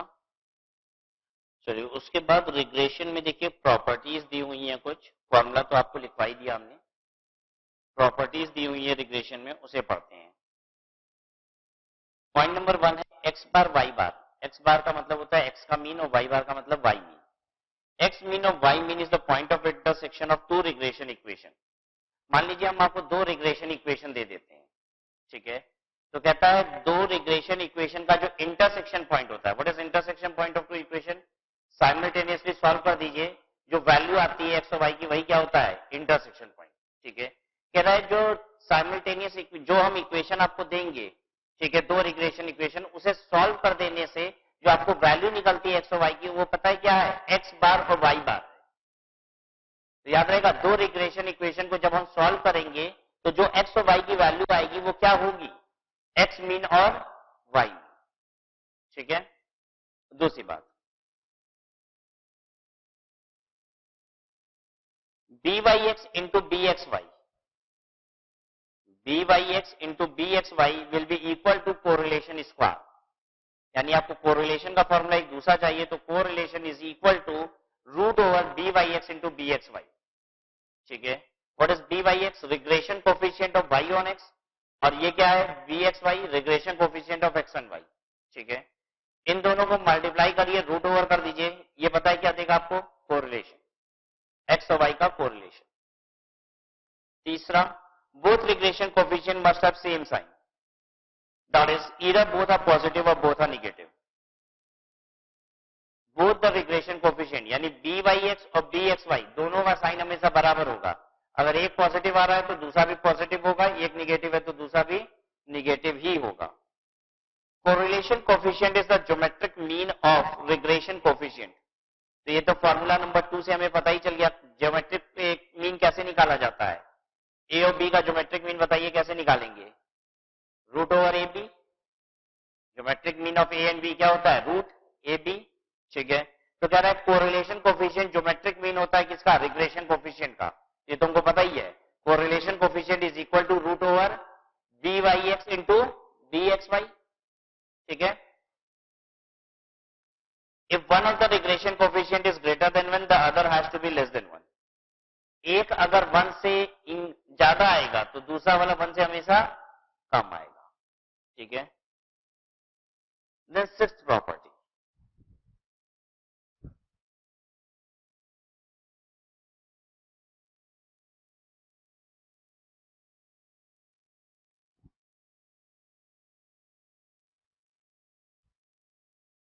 u is equal to a x plus b है, और कहता है v is equal to c y plus d है। मतलब u is an equation of x and v is an equation of y। In that case अगर मान लीजिए हमें buv निकालना है, buv, ठीक है, तो कैसे निकालेंगे? buv will be equal to, पहले u है बाद में v है, तो देखिए u में क्या है आगे? a, तो हम लिखेंगे a। v वाले में आगे क्या है? देखिए इधर c, तो हम लिखेंगे a बाई सी इंटू क्या करेंगे हम? bx, यानी regression coefficient of x on y कर देंगे। Regression coefficient of u on v पूछ रहा था, तो ये हम निकाल सकते हैं। u की जगह पे x और v की जगह पे y रखिएगा, ये ध्यान रखिएगा, u की जगह पे x और v की जगह पे y। ठीक है, तो बस x और y का जो कोफिशिएंट है ये यहां ले लीजिएगा। दूसरा वाला हमें vu निकालना है, vu। तो अब देखिए क्या होगा, vu निकालना है तो आप क्या कीजिए, आप लीजिए regression coefficient of v y का एक इक्वेशन है और u किसका इक्वेशन है? x का, तो ये हो जाएगा b y x। ठीक है, v y का एक इक्वेशन है, तो इसमें क्या है कोफिशिएंट? c, और x का कोफिशिएंट क्या है? a। ये नीचे a ले आइए, पहले v था बाद में u, तो v ये रहा तो c ऊपर हो गया। ठीक है, फिर बाद में u है तो u का क्या है? a, तो ये a नीचे। हमने अगेन क्या किया? v की जगह पे y और u की जगह पे x।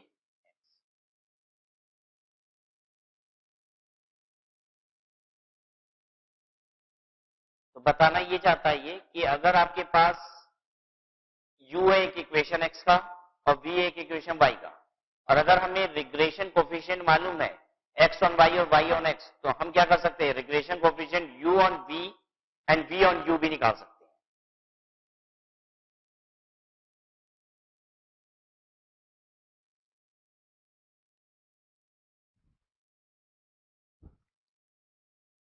क्वेश्चंस पे आइए।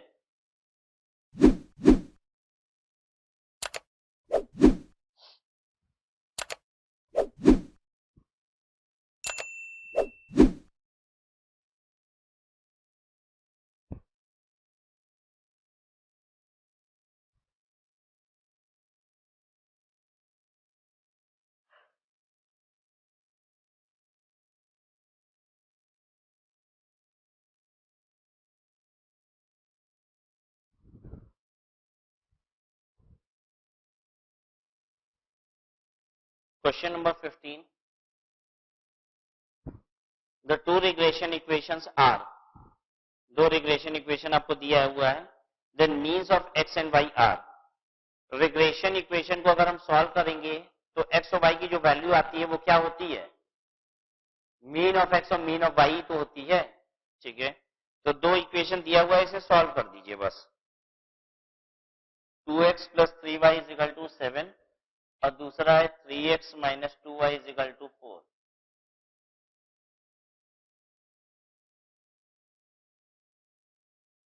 Equation 1, equation 2, multiplying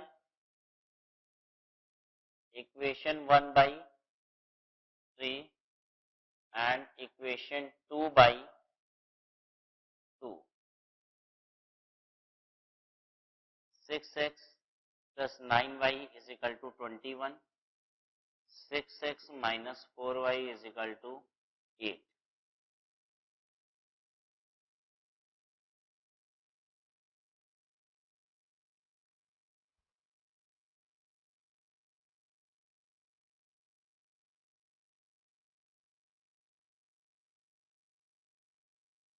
minus plus minus ये हो जाएगा 13y is equal to 13.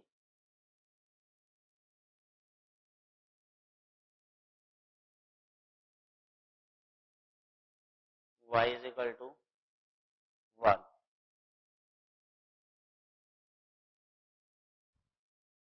x की वैल्यू भी निकाल दीजिए. 2x plus 3 into 1 is equal to 7. So 2x is equal to 4. X is equal to 2. Value will be 2, 1.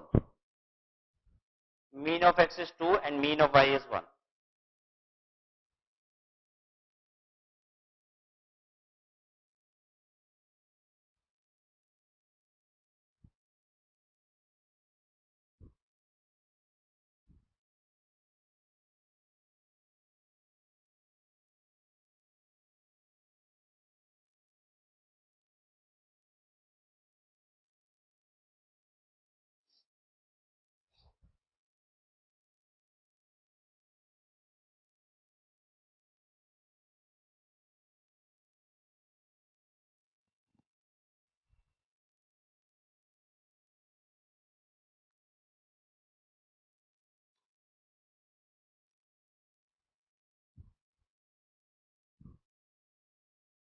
Question 16 देखिए.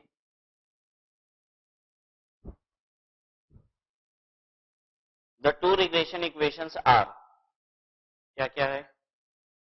2x plus 3y is equal to 7 और दूसरा है 4x plus y is equal to 9. Identify which one is y on x type. इसमें से एक equation है x on y type और दूसरा इक्वेशन क्या होगा? y on x type. आपसे कह रहा है कौन सा y on x टाइप है? तो शॉर्टकट बताएं या फिर सॉल्व कराएं? एक है शॉर्टकट तरीका जिसे तुरंत हम बता देंगे कि y on x टाइप कौन सा है. शॉर्टकट तरीका तो ये है कि y का कोफिशिएंट जहां पे बड़ा है, y का कोफिशिएंट जिस इक्वेशन में बड़ा है, यहाँ पे 3y है, ये क्या है? 1y है. जहां पे कोफिशिएंट बड़ा है वही y on x टाइप होगा. ठीक है. अब दूसरा तरीका क्या है? दूसरा तरीका ये है कि एज्यूम करिए, एक बार इसको y on x type assume करिए, इसको x on y, और पूरा सॉल्व करिए. ठीक है. और फिर उसके बाद इसको क्या एज्यूम करिए? x on y टाइप, इसको y on x टाइप, और देखिए कब आपका आंसर सही आ रहा है. ठीक है. आंसर कब सही आएगा? bxy और इंटू byx अगर हम मल्टीप्लाई करते हैं, रूट ओवर करते हैं, तो ये आता है कोरिलेशन. और कोरिलेशन हमेशा कैसा होना चाहिए? +1 से -1 के बीच होना चाहिए. ठीक है. तो एजम्पशन लेके हम चेक करेंगे कि कोरिलेशन निकालने के बाद +1 से -1 के बीच आ रहा है कि नहीं. अगर आ रहा है तो मेरी एजम्पशन सही है, नहीं तो गलत है. ठीक है. चेक करा देते हैं एक बार बस. ठीक है. बाकी क्वेश्चन में नहीं कराएंगे. एक बार तो स्मार्ट बनाई दी आपको कि y on x टाइप जानना हो तो जहां पे कोफिशिएंट y का अधिक है वही क्या है? y on x type. मान लेते हैं अभी तो हमको पता नहीं है कौन सा है. ठीक है. तो एज्यूम कर रहे हैं, let y on x type, इसको क्या मान ले? तब let x on y type. अभी एकदम अनजान बन के क्वेश्चन को करिए, जैसे हमको कुछ पता ही नहीं चल रहा है कौन सा y on x टाइप है और कौन सा x on y टाइप है. अगर ये y on x टाइप है तो इसको y के फॉर्म में इक्वेशन को बनाइए. 3y is equal to -2x plus 7, y is equal to हो जाएगा -2/3x प्लस 7/3. ये x on y टाइप है तो x के फॉर्म में बनाइए. 4x is equal to y -y plus 9 और x is equal to -1/4y plus 9/4।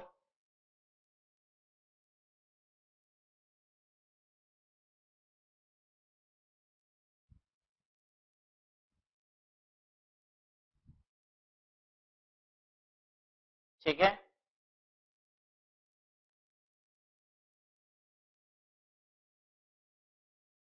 ये क्या है हमारा b/x -2/3। ये क्या है bxy = -1/4। कोरिलेशन क्या होता है √/-2/3 इंटू -1/4। देखिए क्या आ रहा है ये 2/12 यानी √1/6। करिए सॉल्व।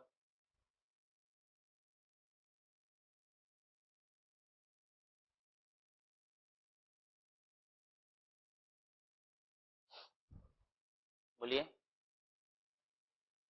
0.408 यानी 0.41। ठीक है, 0.41 प्लस हो माइनस हो फर्क पड़ता नहीं है, +1 से लेके -1।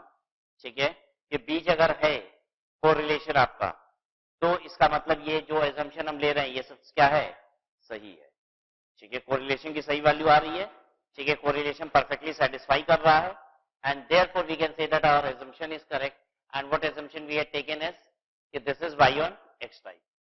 ठीक है, अगर हम गलत assumption लेके कर रहे होते तो पता है ये क्या आ जाता, +1 और -1 के बीच कोरिलेशन नहीं आता। तो अगर मेरी assumption गलत होती, ये +1 से -1 के बीच में नहीं आता, तो हम तुरंत रिवर्स कह देते।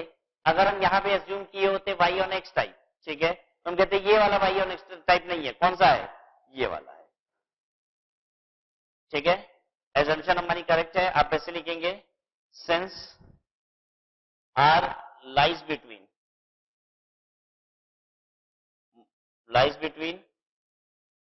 -1 to +1, therefore our assumption is correct।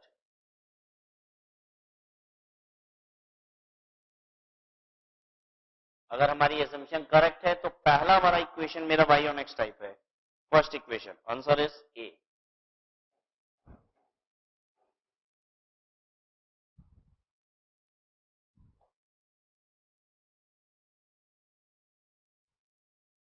कहीं आपने हिंट लिख लिया है कि नहीं, जिसका कोफिशिएंट बड़ा होगा वही क्या होगा, वही क्या होगा y on x type. y का कोफिशिएंट जहां बड़ा होगा वही y on x टाइप होगा।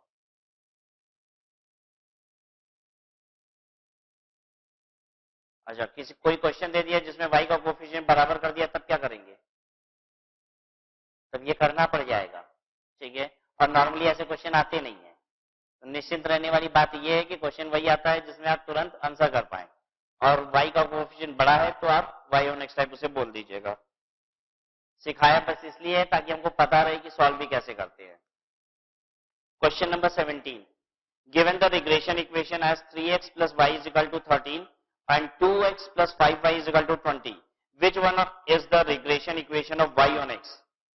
y on x regression equation कौन सा है, सेकेंड वाला है, क्योंकि y का कोफिशिएंट वहीं पे बड़ा है, तो second is the correct answer, that is b. 18, if u is equal to 2x plus 5 and v is equal to -3y minus 6, मतलब u is an equation of x and v is an equation of y and regression coefficient of y on x is, यानी कि regression coefficient of y on x का मतलब क्या होता है, bxy या byx, byx, byx आपको दिया हुआ है 2.4, what is the regression coefficient of v on u। अगर byx दिया हुआ है तो क्या vu निकाल सकते हैं कि नहीं, निकाल लेंगे।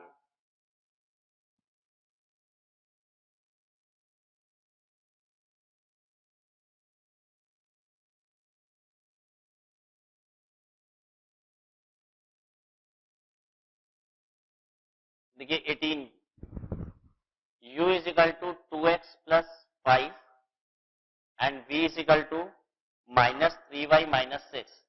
अब एक बार मेरे साथ करिए, देखिए कितना आसान हो जाएगा ये। हमको लिख करना है b v u is equal to यहां पे क्या करते हैं, ए बाई सी या सी बाई ए, बाद में बात करते हैं अभी उसकी। यहां पे हम लिखेंगे बी, वी की जगह पे क्या, वाई, जिसका ये इक्वेशन है वी, और यू की जगह पे वो जिसका ये इक्वेशन है यू। तो किसका इक्वेशन है, एक्स का। ठीक है, अब देखिए पहले वी है तो हम पहले यहां पे क्या लिखेंगे, -3। ठीक है, बाद में यू है तो यू क्या लिखेंगे, 2। ये हो गया -3/2 इंटू वी बाई एक्स का वैल्यू बताइए, 2.4। सॉल्व कर दीजिए, -3.6 इज द आंसर।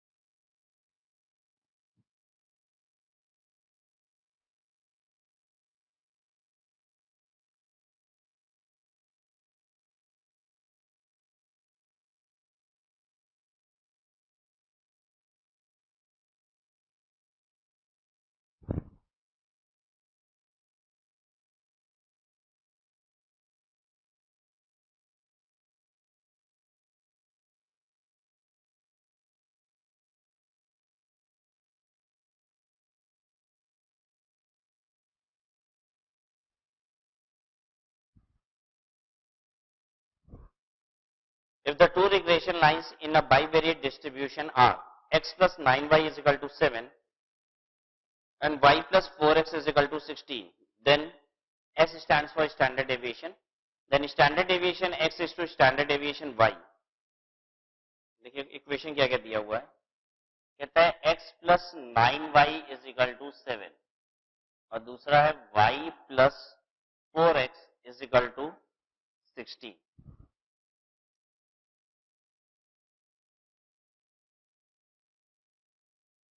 ठीक है, इसमें से x ऑन y टाइप कौन सा है, y ऑन x टाइप कौन सा है,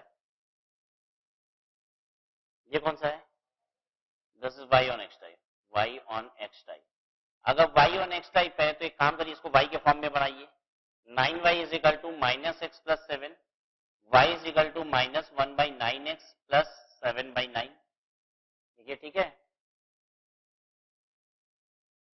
ये कौन सा इक्वेशन है, x ऑन y टाइप।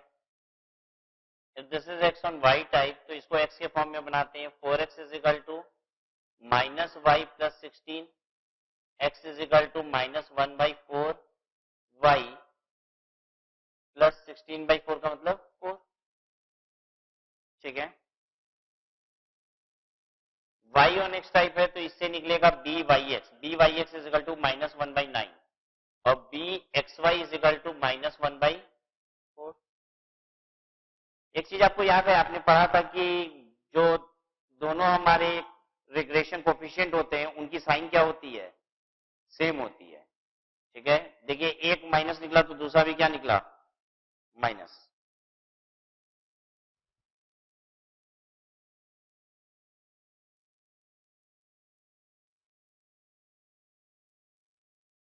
ठीक है, यहां तक। अब दोनों का हमें फॉर्मूला बताइए, b/x इज इक्वल टू क्या होता है, b/x is equal to covariance xy upon standard deviation y का स्क्वायर और स्टैंडर्ड डेविएशन x का स्क्वायर। ठीक है, and what is bxy is equal to covariance xy upon standard deviation किसका, y का स्क्वायर।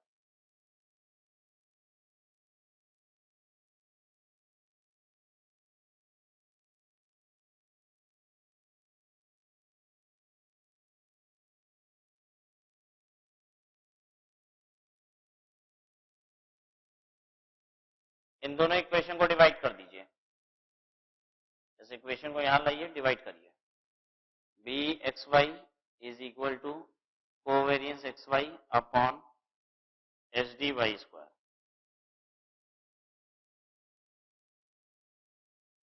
b/x है -1/9 अपॉन -1/4। ठीक है,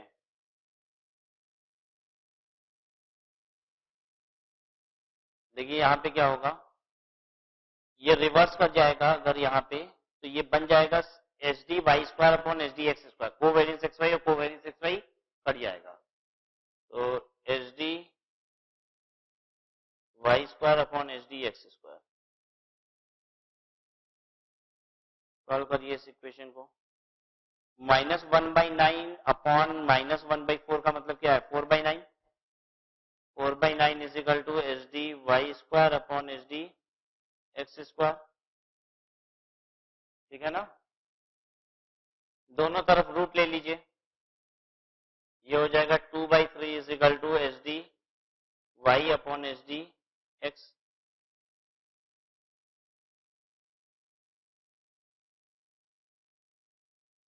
H D X is to H D Y का रेशियो क्या है, 3:2। एच डी एक्स की जगह पे 3 है, एच डी वाई की जगह पे 2 है, ठीक है, तो रेशियो इज 3:2।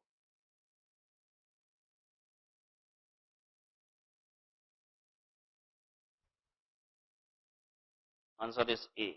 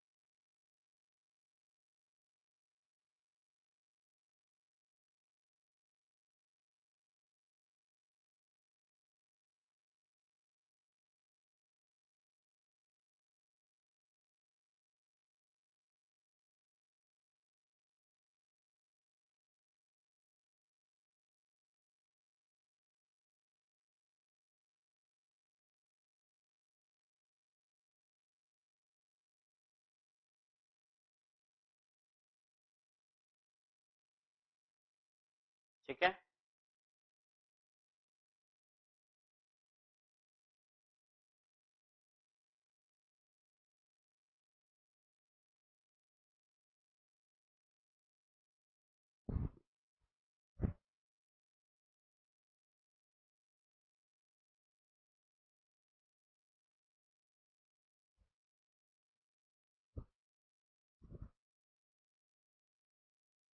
क्वेश्चन 20।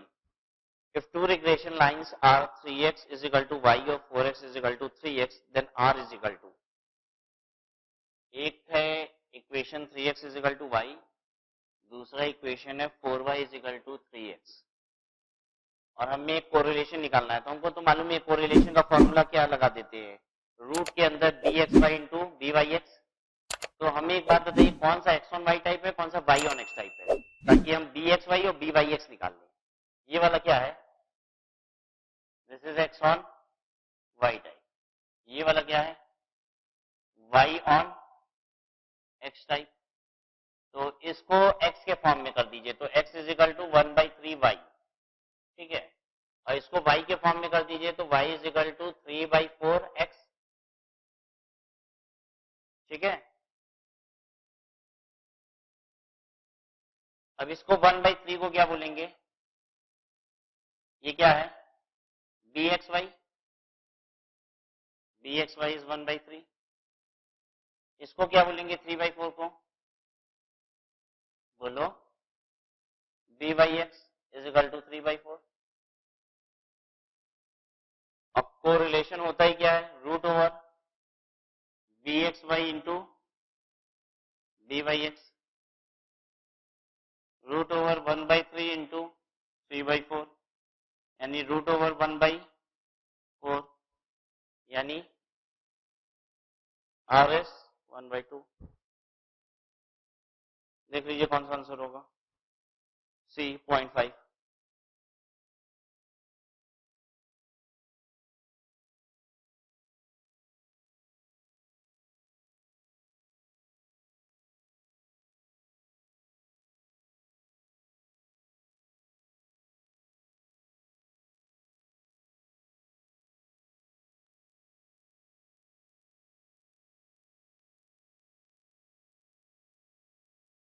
देखिए 2 बार 4 बार घर पे जाके ये सारे क्वेश्चन प्रैक्टिस करने होंगे, और अगर आपने ये सारे क्वेश्चन प्रैक्टिस कर लिए और आपको इतने क्वेश्चन लगाने आते हैं तो आपका पास होना एकदम तय है। ठीक है, तो बस अगर नहीं भी हो रहा है तो रट जाना है, बस किसी भी तरीके से इतने क्वेश्चन अगर तैयार है तो हम हर क्वेश्चन को सॉल्व कर लेंगे एग्जाम।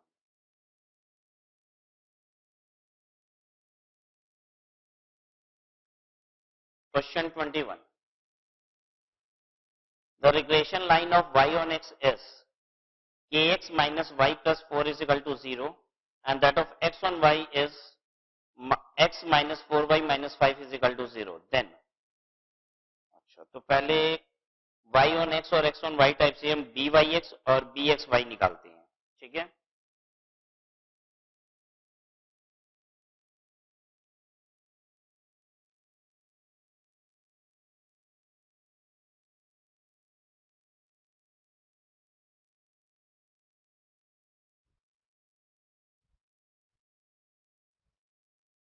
क्वेश्चन 21 इक्वेशन दिया हुआ है kx minus Y plus 4 is equal to 0, और ये इक्वेशन कैसा है, y on x type, y on x type. दूसरा इक्वेशन है x minus 4y minus 5 is equal to 0, और ये कौन सा है, x on y type. This is y on x type. ठीक है, तो हमको y के फॉर्म में बनाना होगा इस इक्वेशन को। कैसे बनाया जाए, minus Y is equal to minus K X minus 4, इससे अच्छा हम लिख दें y is equal to K X plus 4। ठीक है, यहां लिखो हमें x on Y type x के फॉर्म में, x is equal to 4y plus 5। ठीक है, ये k अब क्या होगा, byx is equal to k। ये 4 क्या है, bxy is equal to 4, and we very well know that कि root over byx into bxy ये होता है कोरिलेशन। ठीक है, and correlation is always less than is equal to 1। Correlation क्या होगा, less than is equal to 1 होगा। अब देखिए ये less than is equal to 1 होगा, तो इसका अगर हम रूट हटा भी दें तो भी इस बात से फर्क नहीं पड़ता। ठीक है, रूट का साइन हटा दें क्योंकि 1 है, स्क्वायर भी ऑफ बोथ द साइड भी कर देंगे तो भी क्या होगा, 1 ही तो हम कह रहे हैं कि k into 4 is less than is equal to 1।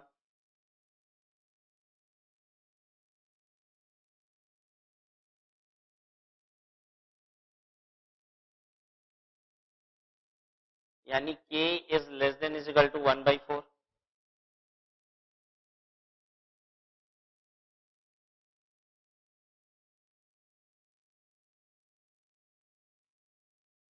ये देखिए इक्वेशन पॉजिटिव इक्वेशंस थे, तो यहाँ पे जो कोरिलेशन आएगा ये भी कभी निगेटिव नहीं होगा, ये भी क्या होगा, पॉजिटिव ही चलेगा।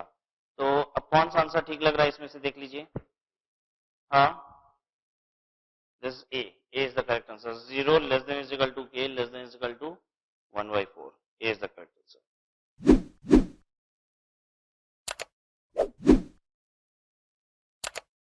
ठीक है, so this was all about correlation and regression.